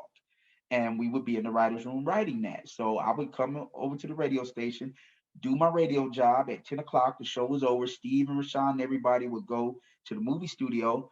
I still had things for production and post production to do for the Steve Harvey Show. I would finish all that to about 1. And then at 1 o'clock, I would go over to the studio too. And we'd be writing all week. And then when it was show day, I think it was Thursday, we'd be there all day while he filmed the show. So it was, man, the experience for me is priceless, bro. Like, you can't even pay for this type of education. The things and the doors Steven opened for me, priceless, bro. So and that's the thing that's so crazy. I didn't know all this stuff was happening behind the scenes. Meanwhile, my black ass is washing vans and doing call-ins, and you have writer's credits right now. Right, so, right, it's a whole different thing. So going back, so Steve is leaving, and he never has a conversation with you about what you're going to do next, or yeah, well, he would talk to us every morning about it, and me specifically, he was just like, hang in there, do what you got to do. Don't leave. If they're gonna give you a spot, keep doing your thing, and we're gonna try to figure out how to get you back with us. But he was messed up because Steve Harvey's big time had went away. Had just ended the Steve Harvey show with him and Cedric. What was that one called again? Yeah, that was the sitcom, and that shit was funny. The sitcom, Steve Harvey show, that had just ended. The Kings of Comedy had just ended, where he was doing the Kings of Comedy. That had just ended, and all he had at the time was the radio show. And at the time, because I saw the Earn Your Leisure video. Yes, sir. Big up to Earn Your Leisure. Them my dudes over there. Troy and so with that, was he going through, when he talks about the financial problems when he was with the IRS, was he going through that at the time? Was it around that time? No, that wasn't then. That was once we got to Atlanta. That wasn't then. Gotcha. So there he was going through it with his, with his ex-wife at the time. Mm-hmm. They was having their troubles, and he didn't have no job because he's quitting his only job. So what they did, so I stayed at the radio station. I wanted to go with him, but he didn't have anything for me. He didn't even have a job for himself. So they went to New York. They started the Steve Harvey Radio Network, and that's the show you hear on now, the Steve Harvey Morning Show. They started it in New York in 2005 with 4 radio stations. And, they would like, oh, if you get, 4, whatever, how many stations, you're doing great. He like quadrupled that in a year's time. Like, he was going through the roof. So that was 2005. So fast forward 2006, the station going down fast. I'm calling Rashawn every other 2 weeks. Rashawn, the ship is sinking. and how's your bills holding up? How's your lifestyle holding up? It's okay. I've always been a hustler, so I'm always stacking some type of papers here or there. I'm very conservative. I don't go spend no money. You know what I mean? I take my money, I'm invested. I'm always thinking about the long run. Like, when I get some money, I'm looking, how can I flip this money? And that's what I learned from being on the streets. Get the money and flip it. I ain't never really been no flashy dude. Back in the day, I would wear my Jordans, and I was kind of fresh. I still wear my Jordans today. You know what I mean? But I ain't never been the one to blow the money. So I'm still stacking paper, taking care of the family and all that. But it was tight. Things were tight. Right. And, all the little extra stuff I could do, a lot of that stuff went away, and my schedule was different. So, the radio station was different. They was firing people. They was laying people off. It was going downhill fast. And so that when Steve left, John Sally came in. Big up to John Sally and Ananda, my boy Bobby.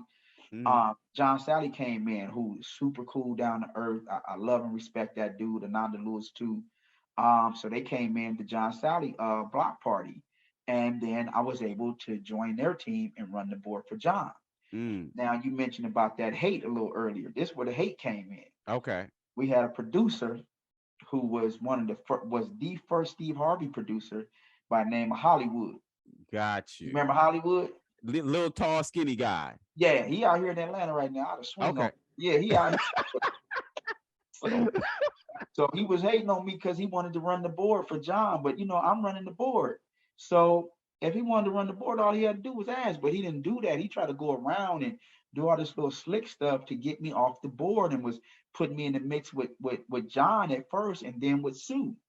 I don't even know this because it's not in my nature to hate on people. I don't hate on people.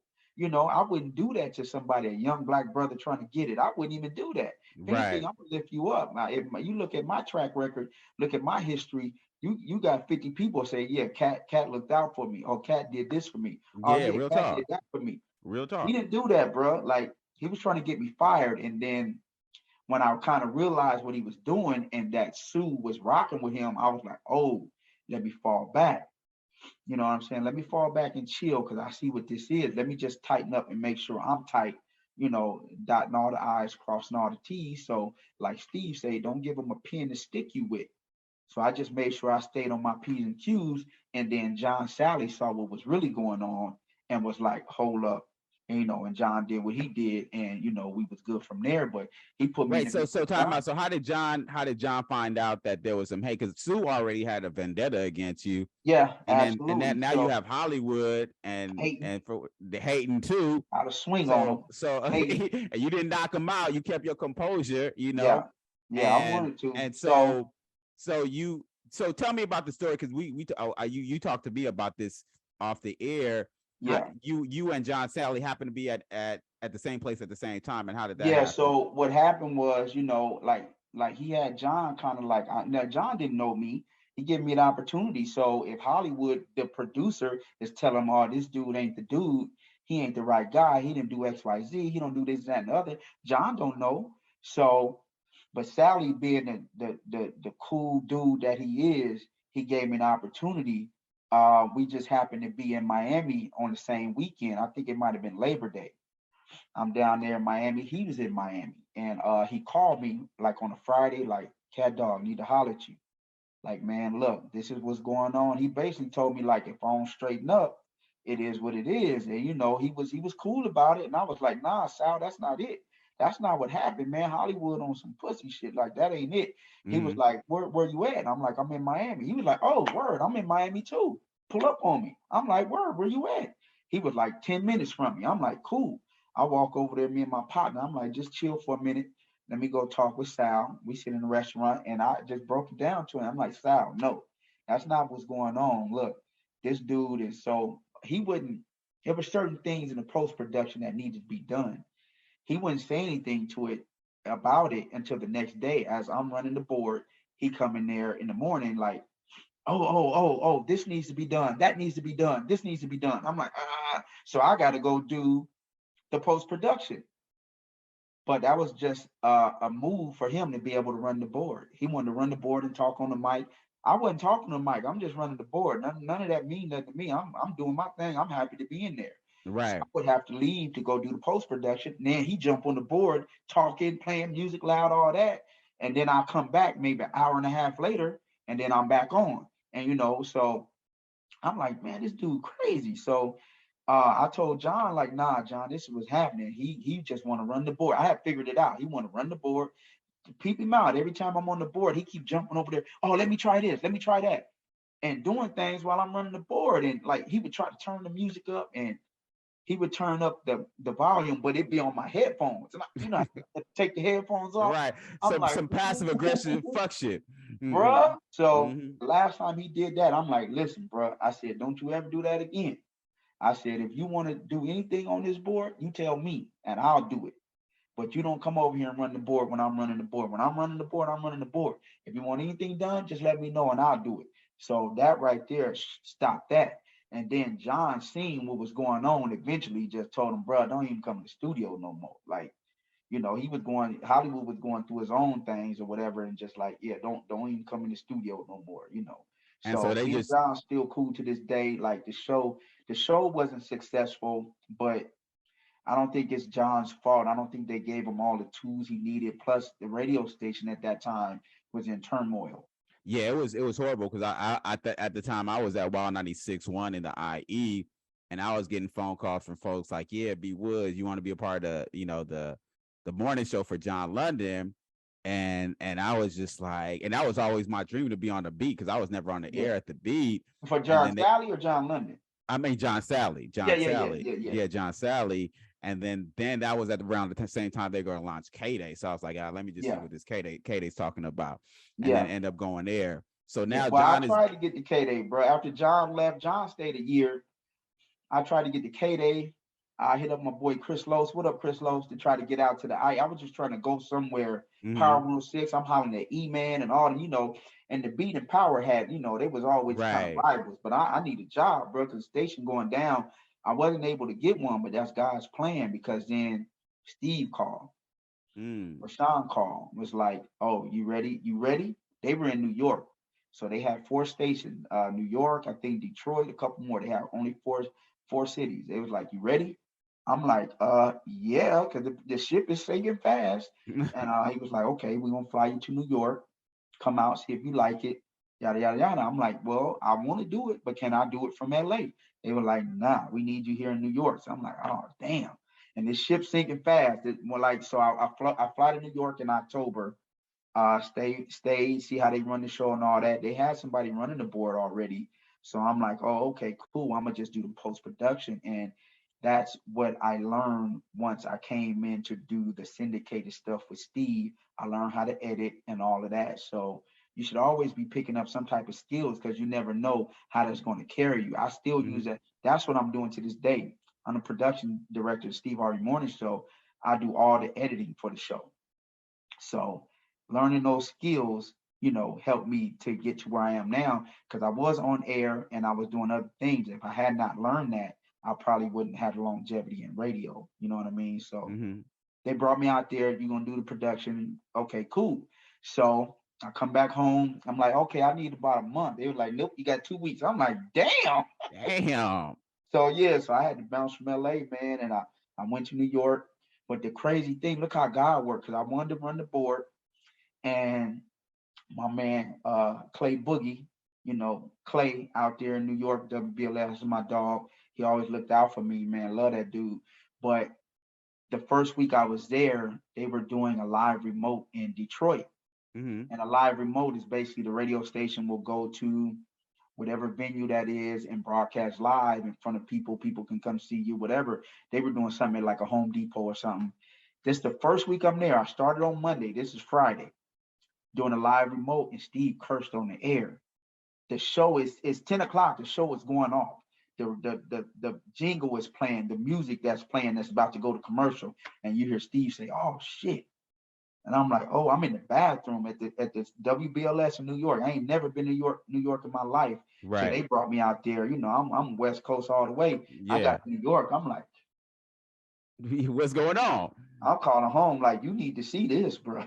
You need to see this." You know what I mean? So first week, 1 week in New York, I hear Steve say shit. And I'm like, I'm in the bathroom. But the way radio works, this B.Woods. For you who don't know, there's a delay button. Mm-hmm. And what you hear on the radio is probably 20 seconds, 10 seconds, up to 40 seconds behind Mm-hmm. because there's a delay button that you can press if somebody says a curse word or something they shouldn't say. You press that button and it will remove the last 10 seconds out of the broadcast. Okay. So it's on a delay. So when we talking right now, the people who listen on the radio not going to hear what I'm saying right now until 40 seconds.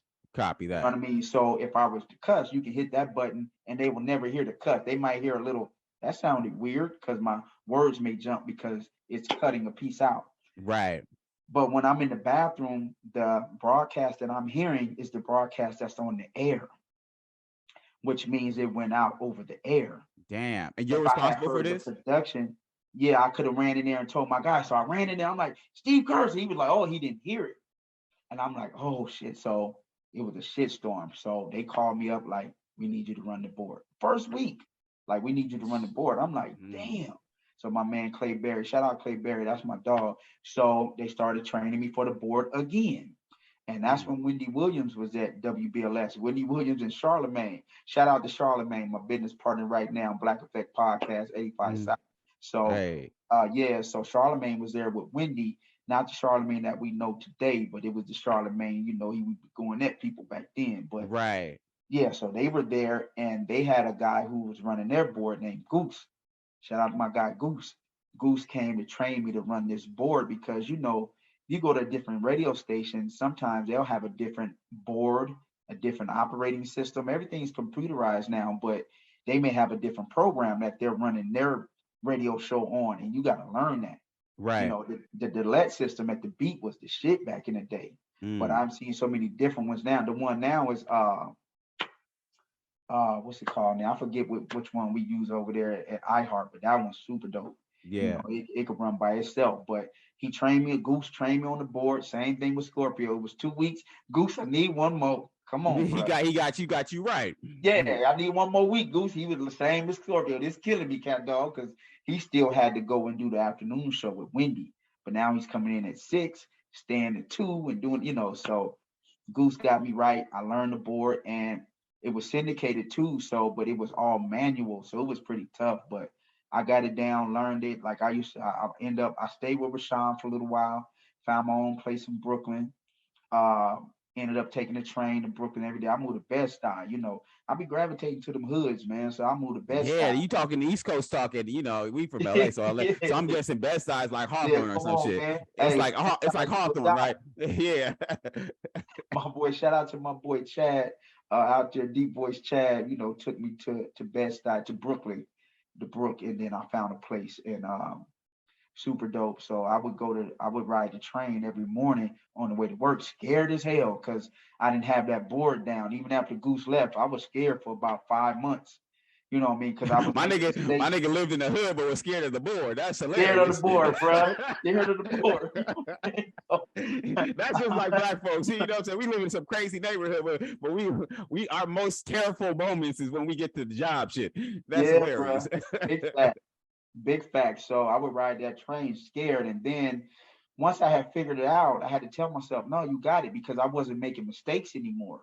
But I Mm-hmm. was still riding to work scared and, all apprehensive and just anxiety. And then I told myself, like, wait, you haven't made a mistake in like 2, 3 weeks. Like, nah, you good, bro. And I was like, oh, yeah, I'm good now. So I was in there working my thing, bro. Yeah, I'm yeah, over here editing, running the board. Like, right. hey, B.Woods, I do that, bro.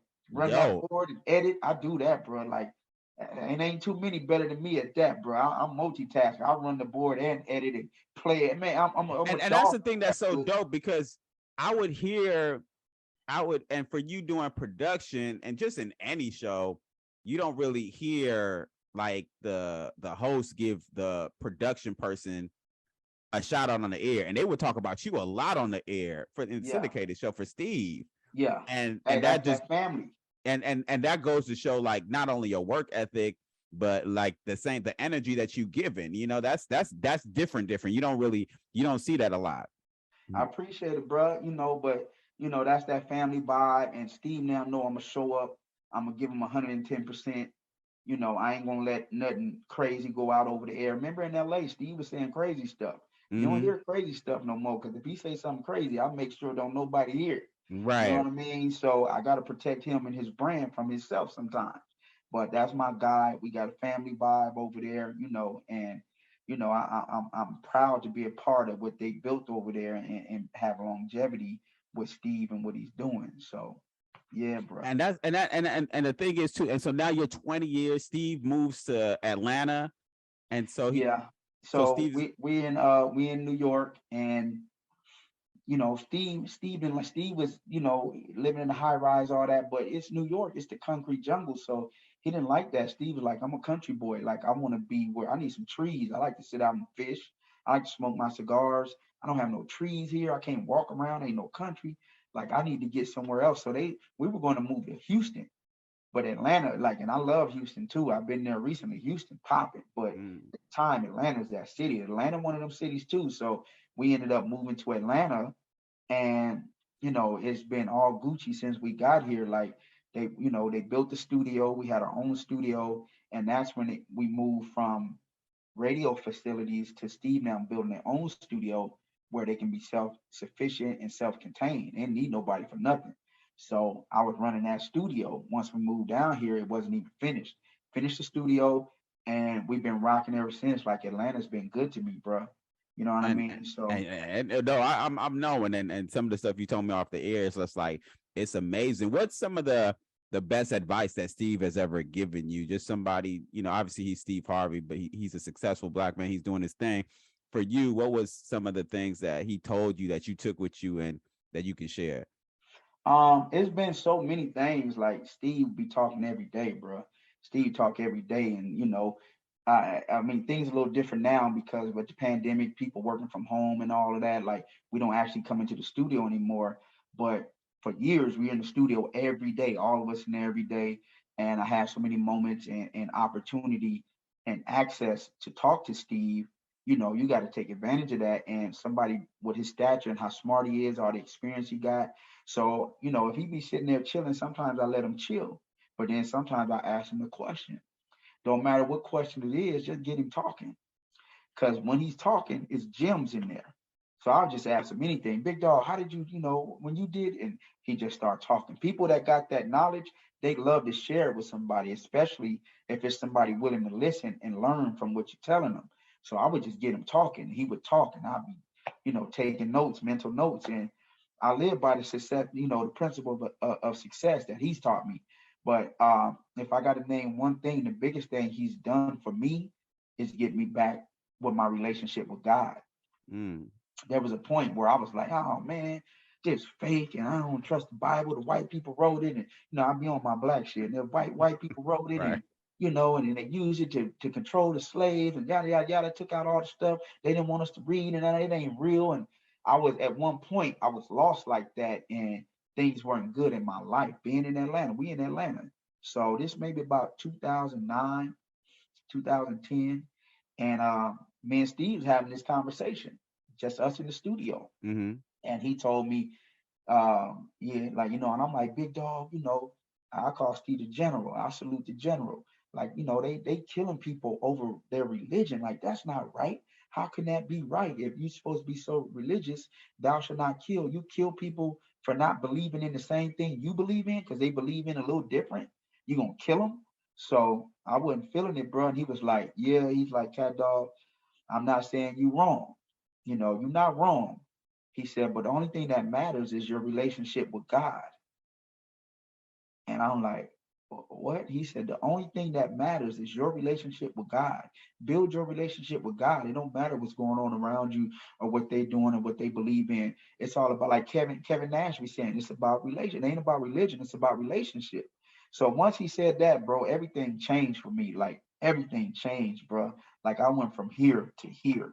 Like, and it's still climbing. Everything changed, bro. Like at that point, like I think maybe I bought my first house then. I ended up getting married, and it just things changed, bro, for the better. I started praying every day. And one thing Steve say, like, ask for what you want. You have not because you ask not. I'm asking, hey God, it's me again. Now this is what I'm gonna do, and I'm gonna be a soldier for you. But I do want these things. I speak them into existence because why wouldn't you ask God for whatever you wanted? You know what I mean? So I do that on a daily basis.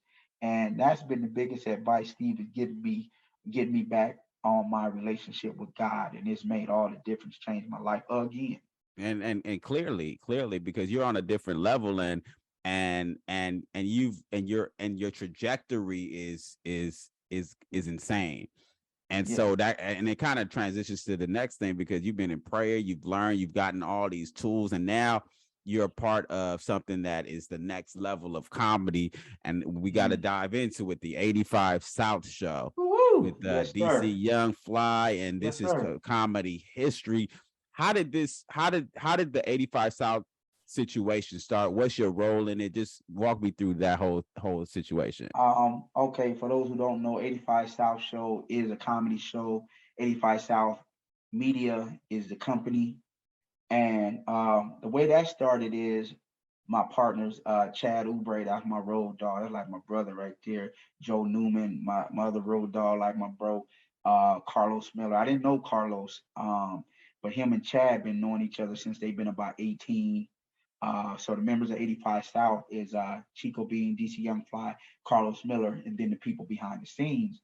And it came about because Chad and Joe, my partners, were under Steve and became Steve's business partners.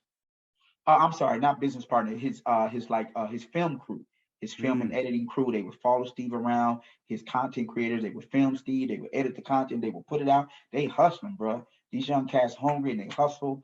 Rashawn and took care of them, put Joe in school and he didn't learn editing, directing, all that good stuff. So Joe, I first get, Joe comes to the station and I'm like, oh, okay, Joe, he's cool. But me, I'm always looking out for the younger cats. So I pulled Joe aside, hey, give him some information. Joe brings Chad because that's his road dog. And then, I just hit it off with the young cats. I see the young boys hustling, remind me of myself when I was younger. So anytime I had some information, I would look out for them. And they was like, oh, OG, cool, cat, cool. When I got married, they came and took the pictures of my wedding. I ain't had no money from them. The wedding wiped me out. They still looked out for me, dude solid, so we building relationships. So Chad come to me and he says, hey, we want to do a radio show. They know I know how to put it together. And, anybody in radio, you know how you get on. You do an air check tape. So air check tape is basically your audition tape for the radio. It's you sounding like you're on the radio, acting like you're on the radio, being on the radio when you're not on the radio. You put a tape Right. together so you can give it to the program director and he can say, oh, yeah, I like it, change this, change that, or yeah, it sucks, I ain't messing with y'all. But that's how you get on. Even if you work for a station, you would give them your air check tape. Mm-hmm. So they said they want to do a, radio show. I'm like, all right, we got to do air check tape. Let's do it. He's like, my boy Carlos Miller. He's funny. He on Wildin' Out, this and that and the other. He do been funny. He's super funny, yada, yada, yada. I didn't know Carlos because I wasn't watching Wildin' Out after like it went off the first time. But they came at the second run, like Carlos and DC and Chico. Carlos and Chico got on then later the next season, DC. So I'm like, cool, if it's hustle. We have been doing other little projects or whatever, and we ain't had no money. They didn't have no money. I'm like, Cat, can you do it? Let's go. If we hustling, let's go. You ain't got to pay me. Let's go because that's sweat equity. If something come about, okay, we get some money on the back end. So anytime they ask me to do something, I'm like, let's go, let's do it. You know what I mean? So he came to me like, we're gonna do a radio show. Bring Carlos Miller, local DJ out here, DJ Mars, who travels with Monica and a bunch of Usher. He DJing for Usher right now. Monica, like Mars, like a Atlanta staple, but Mars is from like New York. Mm-hmm. DJ Mars, shout out to DJ Mars, and then we had a female who was going to be on the show. The first female we used, it didn't really work out, so we brought in another female, Letitia, the homegirl, to come. And me, we had one girl on there. I edited her out, edited the other girl in. I'm Right, using right. that. You know what I mean? So we got the air check. Lowe's came in, we put it together. We got our little segments or whatever. I know how to format radio, so I'm giving them my expertise, whatever. We sent it out to a bunch of different stations, wasn't getting no response. I didn't know as many people in Atlanta like I did in LA. So through Steve Harvey Radio Network, like I sent it to the people I knew. Nobody was rocking with it. I remember I called Steve Hegwood. You remember Hegwood, right? Yeah, I know Hegwood. Hegwood Yeah, is a so piece of Hegwood work. owned a Yeah. couple stations and he Mm-hmm. was program director at the Beat for a little bit. So I knew him a little bit. And so I called him and we had sent it to him and he listened to it. He didn't like it. Told me I'll never play that. It sucks, whatever. And I'm like, oh, damn. God. And Steve, and that's how Steve is. He'd be like, yeah, Oh, yeah, he he'll tell buck you with ain't it. shit in a second. He'd be like, hey, come here. You ain't Right, shit. Go on about right. your He didn't day. even And you'd know be like, harm. He God was damn. just blunt. But, Mm-hmm. I really, I wish he would have said, hey, change this, change that, change that. But, look how God worked because that didn't work out. Steve Hegwood said, nah, it sucks, whatever. I won't put that on none of my stations. I'm like, okay, like we gotta go back to the drawing board, but I gotta take this information back to Carlos and Chad and Joe and Mars and Letitia. So I go back, tell them, yeah, he said it sucked, bro. He never put on the station. They're like, damn, it deflated us for a minute. You know what I mean? So Mm-hmm. like maybe a week go by, Chad come back. Chad hustle. Chad is smart up here. That boy got it. So he come back like, hey, let's do a podcast. This 2015, bro. Mm-hmm. Like podcasts, and everybody got a podcast now. Right. It wasn't as popular, and definitely not as popular for Black people at the time. So Mm-hmm. I'm like, yeah, what's a podcast? Like I know, but I don't really know, and it ain't really no definition. Like okay, it's not sanctioned. You know what I mean? You can do whatever you want to do, say what you want to say. It's a podcast, so I'm like, yeah, let's do it. We ain't got to do commercials. We ain't got to worry about commercials, music, none of that. I'm like, okay, that's right up our alley. And Carlos, a professional shit talker. That's what he do with the best. Right. He reminds me so much of Steve. Like it's crazy. Like he got it. We call him the sensei. He earned that name. Mm. So Los come back like, yo, yeah, let's do the podcast and don't trip. We're gonna switch up, you gonna switch it up a little bit. I just ran into my boy DC Young Fly. And I had seen DC on social media and some of the stuff he doing. I'm like, this nigga crazy. Like to be so Yeah. young and not have no fear to go do what you gonna do. I said, man, come on, this dude, he's it. So Lo said, yeah, I just seen DC. DC gonna come through. Let's do it. I'm like, okay, cool. So we set up. DC come through. We in Steve's studio. DC come through, Los come through. We shoot the podcast, and Joe Chad, they super dope. They filming everything. We're not just recording; they're filming too, because it's content. And this early part of people doing content, everybody ain't filming like that. Even to now, people are still just starting to film their podcasts. We Hmm. was like some of the first pioneers doing that, like for our community. Like there's some other ones that's super dope too, but I think we were one of the first. So if you go back to 2015, you can't find a lot of people doing what we was doing. Right. So we shoot it, they leave, we look at each other, we like, that's it right there. That's the Mm. one. DC Los together, the chemistry was just crazy.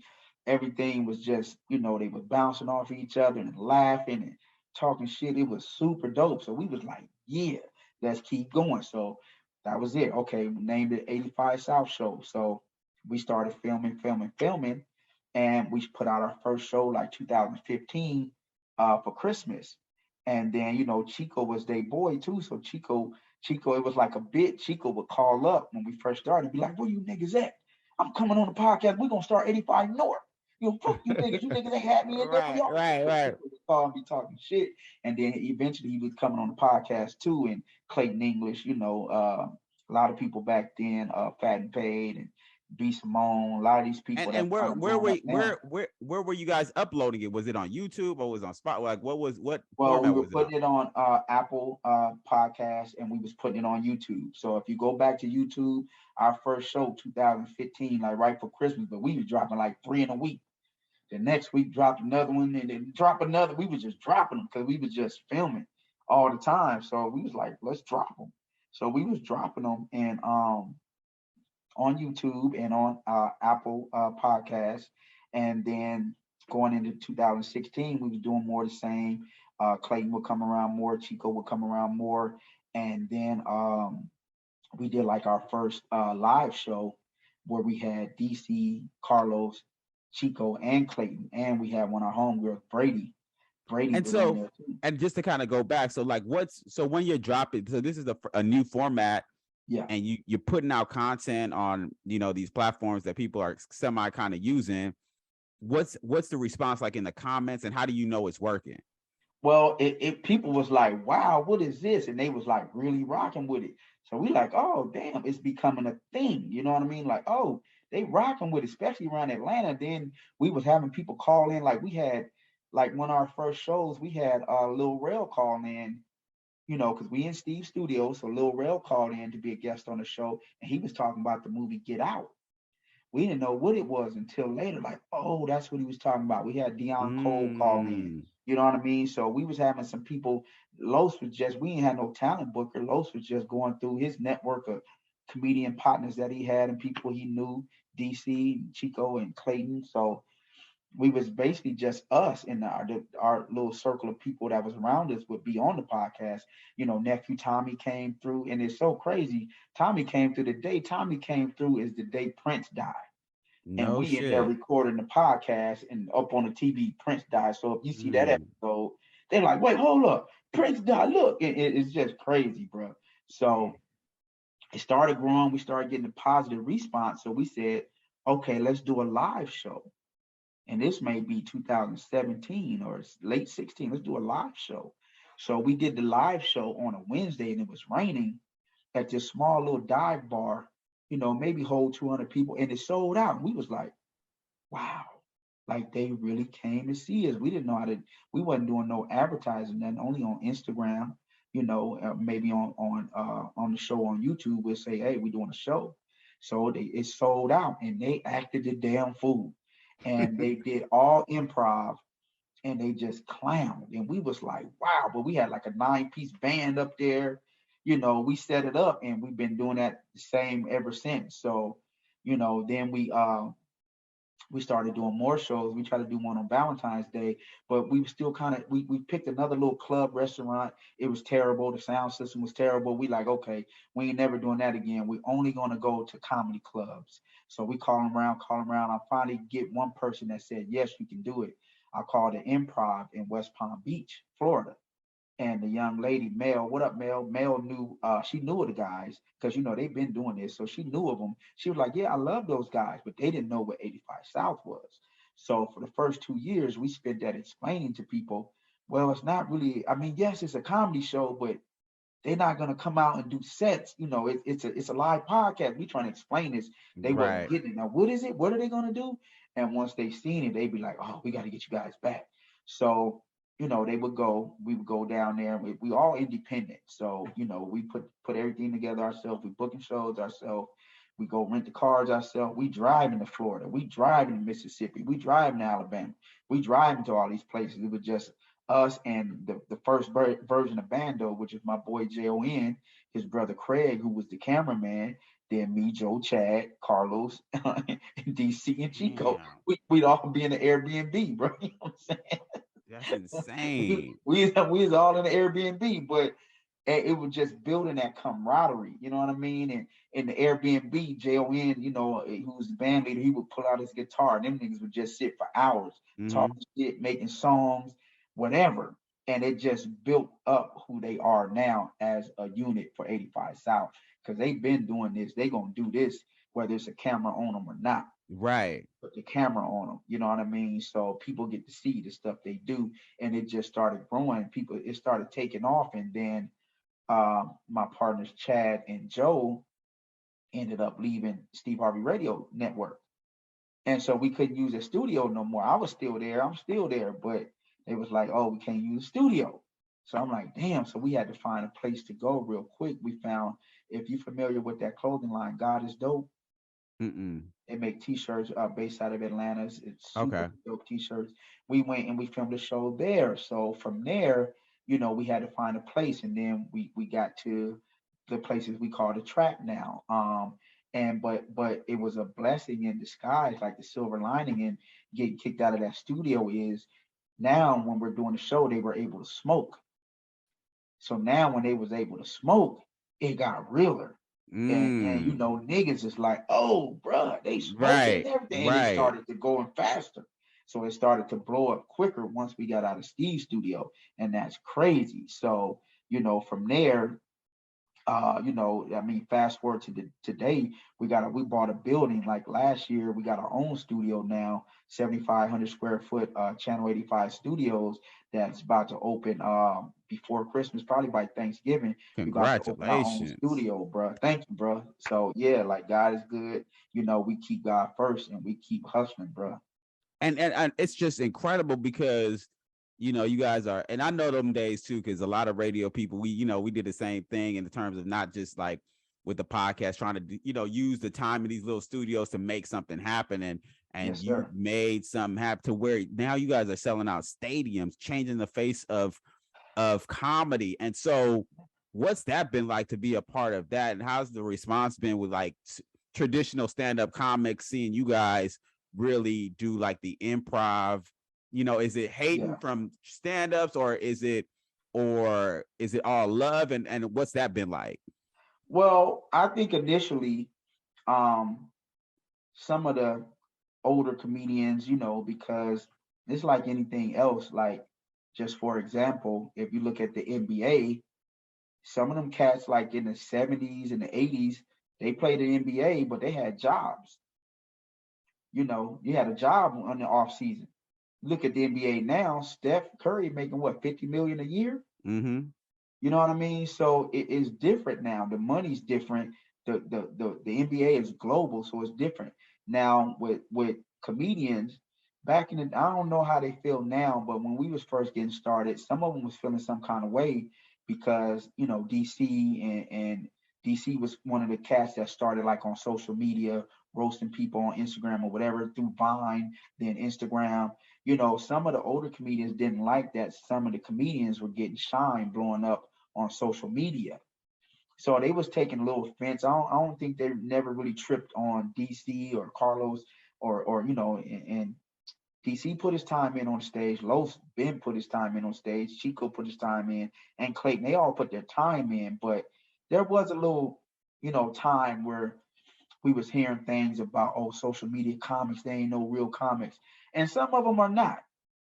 If you do skits and all that, and then somebody hire you to go do some stand up, that's different. Ain't Right. nobody gonna be no stand up without putting in your time doing stand up, getting that mic, going on that stage, and figuring out how to make people laugh. If Right. you don't do that, you're not a stand up. You can still be a comedian, you can be a funny person or whatever, but all the guys have respected the culture of stand up comedy. They've all put in their time, and I think at this point everybody just loving them and what they're doing, because what they're doing is groundbreaking. It's never been done before. Three guys go up on the stage, share the spotlight, because comedians, that's like a solo act. You're gonna do it by yourself. Three guys who could go and do stand up on their own, and they actually do stand up on their own, coming on one stage at one time with a band and a DJ, and doing a total improv show for 2 hours and make you laugh, up there smoking, talking shit to the crowd, going into the audience and roasting the crowd, totally improv, busting out into songs. You never know what they're gonna break out and just do a skit, and it's all organic and authentic. And I've never seen anything like it. I've been following comedy for a long time, so anytime we go do a show, it's a new show because they're totally improv. So every show is a different show. And We it's just and it's so recently August. crazy. Go Yeah, ahead. no, and go and DC Young Fly is just amazingly talented. Like I think he's almost underrated in my opinion, because he's one of those guys. Like his music is like actually really really good. Yeah, And so like the level of talent that like you can see why it's so successful. yeah, yeah. And like this is what Carlos Miller said. He said DC one of them guys that do everything good. He is. Mm-hmm. Like he can rap, he can sing, he can dance, he tell jokes, he can act, he can flip, tumble, and he play instruments. Come on, bro. What Yeah, don't you do? right, You know what I right. mean? So he does everything, and he's a great human being and a great dad and all that good stuff. So it's amazing to put them three together. Like Carlos is like he's the sensei, like he's up here, like he's like Confucius say, we say the sensei say, and when he say something, it is what it is. And Chico, respectively, all three of them got things that they're great at, but when they come together, it's like Voltron. Like Chico, he's like a walking jukebox. He can recite any song, any genre, anytime. You know what I mean? He got jokes, they're funny, and they come together and they work well off each other. There's nobody trying to outshine each other. Like you see them certain times when one person is doing something, the other two sitting there laughing like they spectating, and they tell them keep going, and they laughing at whatever bit he didn't cop fire on. Keep going, and they just let them go. So the support they do for each other, bro, it's different, bro. It's And different. the thing is too, it's so crazy. And what's the response now from like big venues? Like, are you guys selling out stadiums? What's that looking like now? Yeah, we selling them out, bro. We just sold out last Thursday. We just sold out the Armory in Minneapolis. That's where the Minneapolis Lakers used to play. Mm-hmm. Crazy, we sold out the Forum in LA. We Chicago about to go crazy. It's already sold out. They That opening that's up more that's tickets. insane. And the thing is Yeah. like, so let's go back to the beginning of this interview. So it started, you're in Santa Monica talking to another street teamer, and you're trying to see, okay, then you get pulled into this little radio station, this big radio station. Your personality take you, you learn some things, and now, fast forward, you're a part of a situation selling out the Forum, which is Yeah. We fucking just sold insane. out we sold out the Footprint Center in Phoenix. That's where the Phoenix Suns play That's last week. crazy. So let Crazy. me get to your business. What's your pockets looking like now? I mean, what's happening now, Cat? Do you have diamond what Jordans? B Like, what was, is going on now? Like, do you have well, a pet dragon in the bag that you got from Wakanda? well, Like, what's happening now? What, like, how has your life changed at this point? Because if you sell out the Forum, you know what I'm saying, you can yeah. get cheese on the burger now. Yeah, Like, yeah, yes, sir. yeah, Yes, sir. yeah, Well, yeah. for me, B.Woods, I mean, I've been a hustler before we started 85 South, I was hustling. I'm still hustling all the way. I still work for Steve full time. I do 85 South. I do my real estate.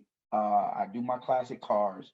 Like I got a lot of little things going on. So for me, it's like I like to keep a lot of irons in the fire, because if we trying to create generational wealth, you need more than one cash stream. You know what I mean? I can't have just my cash flow is just one stream of cash coming in. What if they cut that one off? I ain't got none.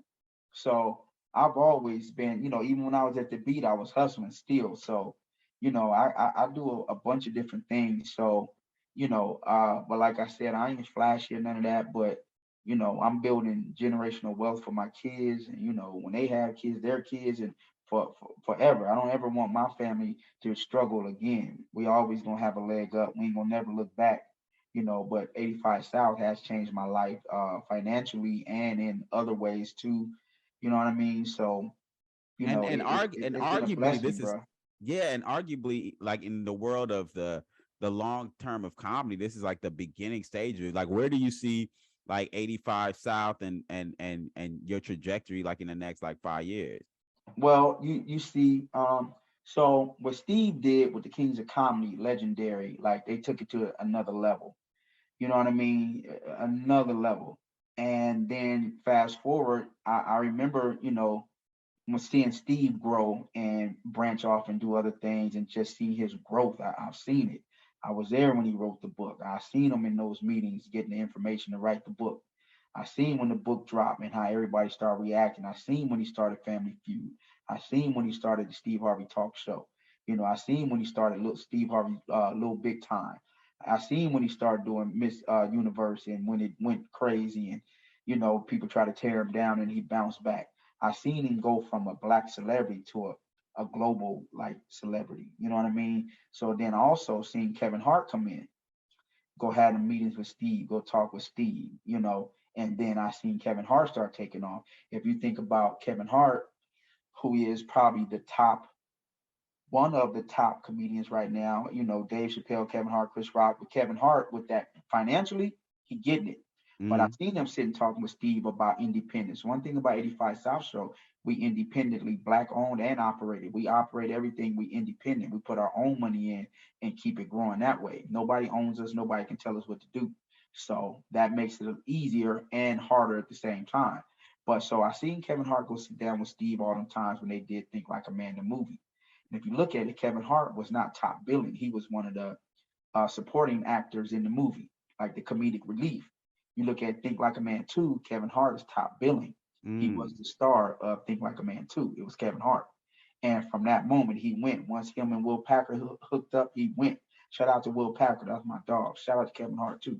So I see where Steve and the Kings of Comedy took it. And then I see Kevin Hart using social media and the technology of today and the world getting smaller because of social media to take it to another level.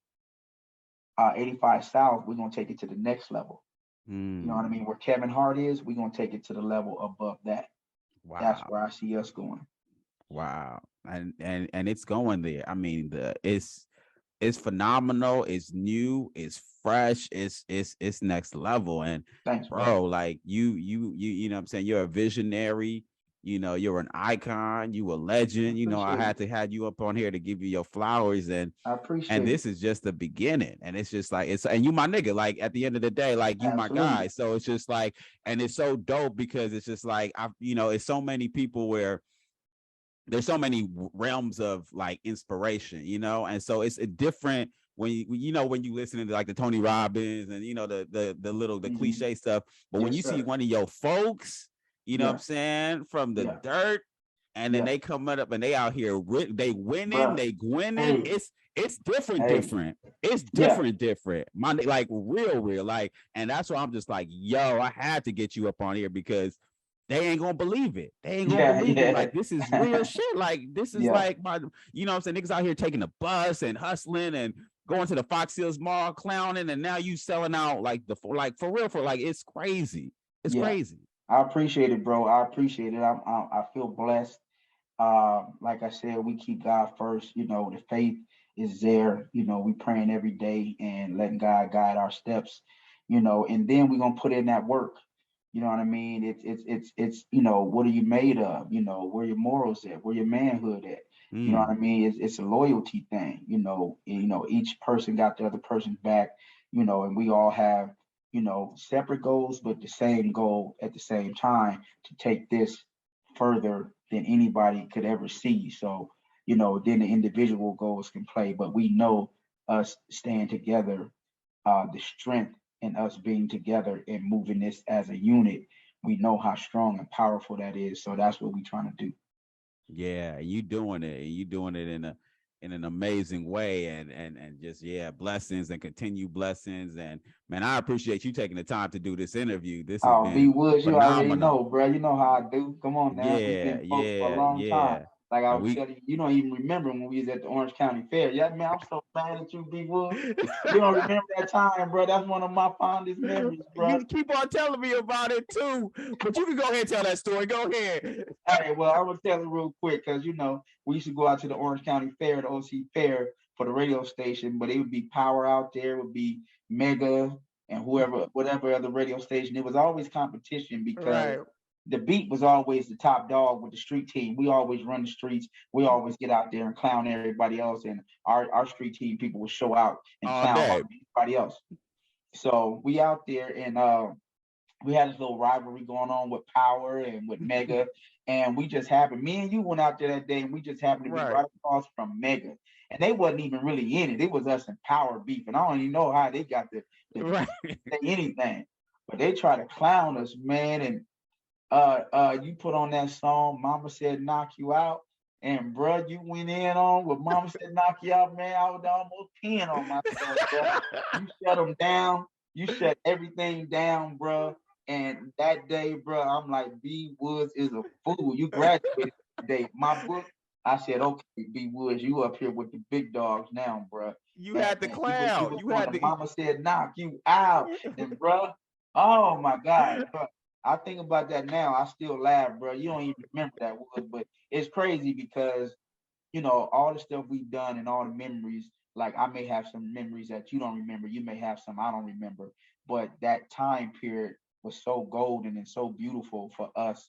It reminds me of what we doing with 85 South. That time period and everybody new and fresh and growing and learning and the camaraderie and sticking together and through the good times and bad times. But we had good times and bad times on the street team. You know what I mean? And it was some bad times too, because we wasn't getting no money. So and the memories you have is like priceless, bro. The money came and make up for that. And that's the biggest thing. And I thought, especially at that time, there's a lot of these stories that are not told, and people are going to not have the opportunity to hear the shit that we went through. And They're it's so gonna hear. We important. gotta do the movie, Woods. We got to we got to chop it up about that.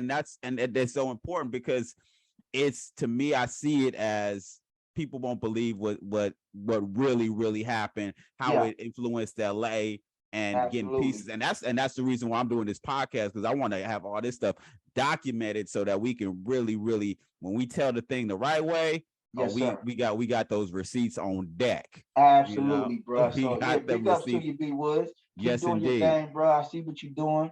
I've been seeing you hustling for the longest, bro. So stay in your bag. Anything I can do for you, bro, let me know. But like we started at one point, this is where you start. This ain't where you finish.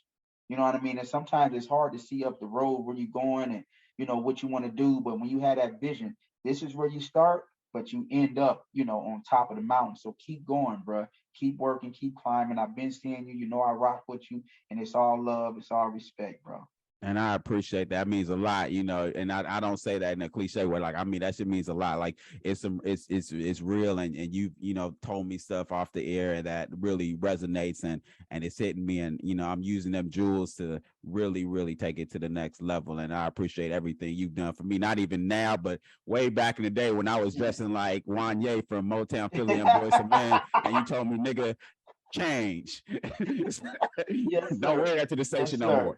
Hey, keep doing your thing, bro. No doubt, no doubt. Bam. So yes, when I know they did they had like a reunion or something. I don't think I was out there then, but I look forward to coming out there, getting with Pee Wee, getting with you, and even Chipmunk, old weird looking ass, and some other.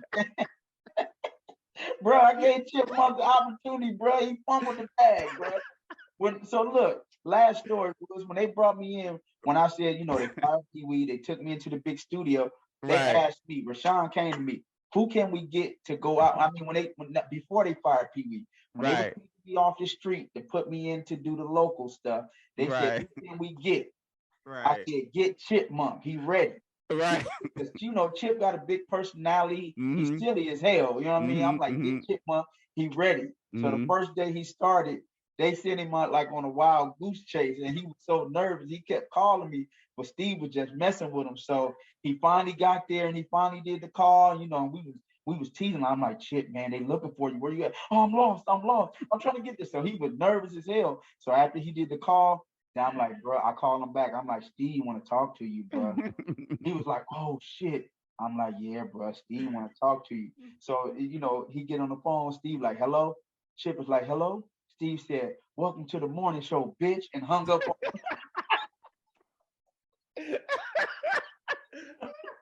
So we had fun, bro. Yeah, we had time last night. Yeah, man, that shit is hilarious. And yeah, bro. And it is so crazy because Chip is because Chip is so different now. Like he firefighter, he doing all kinds of other shit now, but that shit is hilarious. Salute all the stories we ain't gonna reveal the stories too, and salute before we go to, and salute to your queen too, because even when I heard Cat is married, I'm just like, my guy, he out here, he out the game, you know what I mean? Hey, out the game, bro. I didn't hung up my jersey, bro. You hung up your jersey, you know what I'm saying? Bro. And your jersey needs to be B.Woods. Yeah. I was out there, bro. I was like down, bro. Every time I go to the Fox Hills Mall, Crenshaw somewhere, I see your jersey in the route. I'm like, okay, my nigga's out there. I said, I gotta give him this props. Yes, you know what I'm saying? Hey, he retired it, but your footprint is on these streets. Hey, I appreciate it, bro. I'm gonna say I had a lot of fun out there. Like me and Pee Wee, we did our thing, the whole street team. But when me and Pee Wee got together, like it was different, bro. When we got with Steve on the morning show, it was different, bro. And like we ain't looked back since, bro. So I appreciate those memories, and I ain't changed. I'm still me. I'm still hustling. I don't feel like I feel like I've had some success, but I'm not where I'm going. This is absolutely success is a journey. I don't think you ever for me, I don't think I'll ever get there and be like, oh, that's it. I made it. It's like, okay, I accomplished that. What's next? You know what I mean? It's always what's next. You appreciate the things you have, but I always set new goals for myself. So you definitely graduate. And just to kind of go back, what was the thing about you, like your queen now, that like really made you just say, okay, this is where I need to be? Well, so I went to New York. I think I maybe dated in New York a little bit. Like, oh, that motherfucker crazy. Okay, Puerto Rican girl, crazy as hell. Like, let me get the hell away from y'all. Came to Atlanta, and then when you get to Atlanta, it's different. It's different than LA. Like LA is a different energy. It's a different pace. It's a different vibe. And so, like being out here and myself starting to mature once I'm here and getting focused on my business and starting to get into the real estate and really focusing on my goals. Instead, after that conversation with Steve, really starting to focus on my goals. It was like, okay, it's that time, because I was so focused on goals. Like from the moment I left LA, I was like, okay, I'm done with the women and chasing women. I need to just focus on me. Let's get to this money. So that, because my whole purpose, I wanted to go, like I left LA, I had to leave my family. So I wanted to get back home. So I was like, let me go get this money, get right so I can come back home. Eventually we moved back to LA in 2017, pandemic hit, we moved back. You know what I mean? But it was like, okay, I got serious about my hustle, even more serious than I was, my focus and everything. And so when I did meet my wife, it was like, okay, like this is somebody that I could really rock with, who got my back. I can have her back. We can really build something. You know what I mean? Or if I don't do that, I'm still not going to be chasing women. I'll be solo before I chase women. But when it feels right and everything start clicking up, you know what I mean? I was like, okay, this could actually be something. And then it really turned into something, and that she's like my road dog. She's my ride or die. She really look out for me and take care of me. Like, for me, let me go hunt. You take care of the cave, and she works too. Even though I try to tell her to quit, she wouldn't quit. Mm-hmm. Quit your job. Let's, help me help you. Like, quit your job and help me. And we're gonna build this empire. But she wasn't ready yet. But we still building. So, let me go do my hunting, and I'm gonna bring it back, and you take care of that. But she allows me to go do what I do, and together we're a great team. So at some point, you like, okay, you need that in your life. You need to be grounded. You need to have, and it ain't just about like, oh, this is my lady. It's like, this is my partner. This is my confidant. This is who I trust, who's loyal to me, and I'm loyal to her. It's a partnership. You know what I mean? This is my friend. Like, you should be able to talk with your lady like me and you talking and laughing. Mm-hmm. You should be able to talk with your lady like that too. You guys should enjoy each other's company. And if you're not, you probably want a different lady, because she should be your best friend. Y'all should be road dogs like that. You know what I'm saying? Like Mac 10 said, she drive and I'll bust out the window. You know what I mean? Right. Yes, we ain't doing that no more. Like, she drives to the bank, I'll go bust the check down. That's what we do. All day. Yes, sir. Yes, sir. My guy, Kobe. Cat, Let man, me dropping introduce them. you to my dog, Kobe, real quick, Woods. Yeah. Kobe, come here. So this is Kobe. Let's look at that. That's a cutie right there. Yeah, rest in peace to the Mamba. But this is my dog, Kobe, right here. So, and I ain't had no animals. Look at me, B.Woods. I'm mature. You married, you got puppies. You over here. It's a whole different situation. Yes, sir. Yes, sir. Hey, Atlanta do that for you too, bro. Like, you can really, like, your money gonna stretch longer in Atlanta. There's more opportunity out here because, it's Black ownership out here. It's Black people out here. Like I was telling you before, you walk into a bank and you get to interact with a Black person who's in charge of some shit. It's different, bro. You know what I mean? It's super different. You go into these businesses and you see, wealth being passed down. You see people who've gone to college, and their grandfather and great grandfather graduated from college and built a life for them. And, you see the tradition and the legacy being passed down. That resonated with me. I want that in my life. You know what I mean? So that's what I'm over here trying to build, some legacy and some generational wealth, bro. Yeah, no, that's real. Cause I was just in Mississippi and I was just like, the image that they give of the South of Black people is terrible. They out there, they pushing the G-Wagons, they got acres of land. The money is looking, they swaggy. Like I was over there, like, okay, I'm about to be over there. They gonna be tripping because I got this LA energy, LA swag. I'm like, damn, they killing me over there. Yeah, you thought they was gonna be like, they got the sharp lineups. The map paint on the G-Wagon. I'm like, whoa, it's different. And I was just like, and you feel comfortable, and you see the wealth, and they got the HBCUs popping. That's a whole other conversation. But double salute to all my folks and all the Black folks over there, Mississippi, DC, Atlanta. Like it's different. So no doubt, my guy, Big Cat. Yeah. We building and we winning. Bro. And your flowers, bro. Thank you so much for being on the B.Woods on the Mic podcast. I appreciate it, Woods. Keep doing your thing, bro. I'll rock with you forever. All day. My guy. My guy. Yes, sir. Peace. Peace.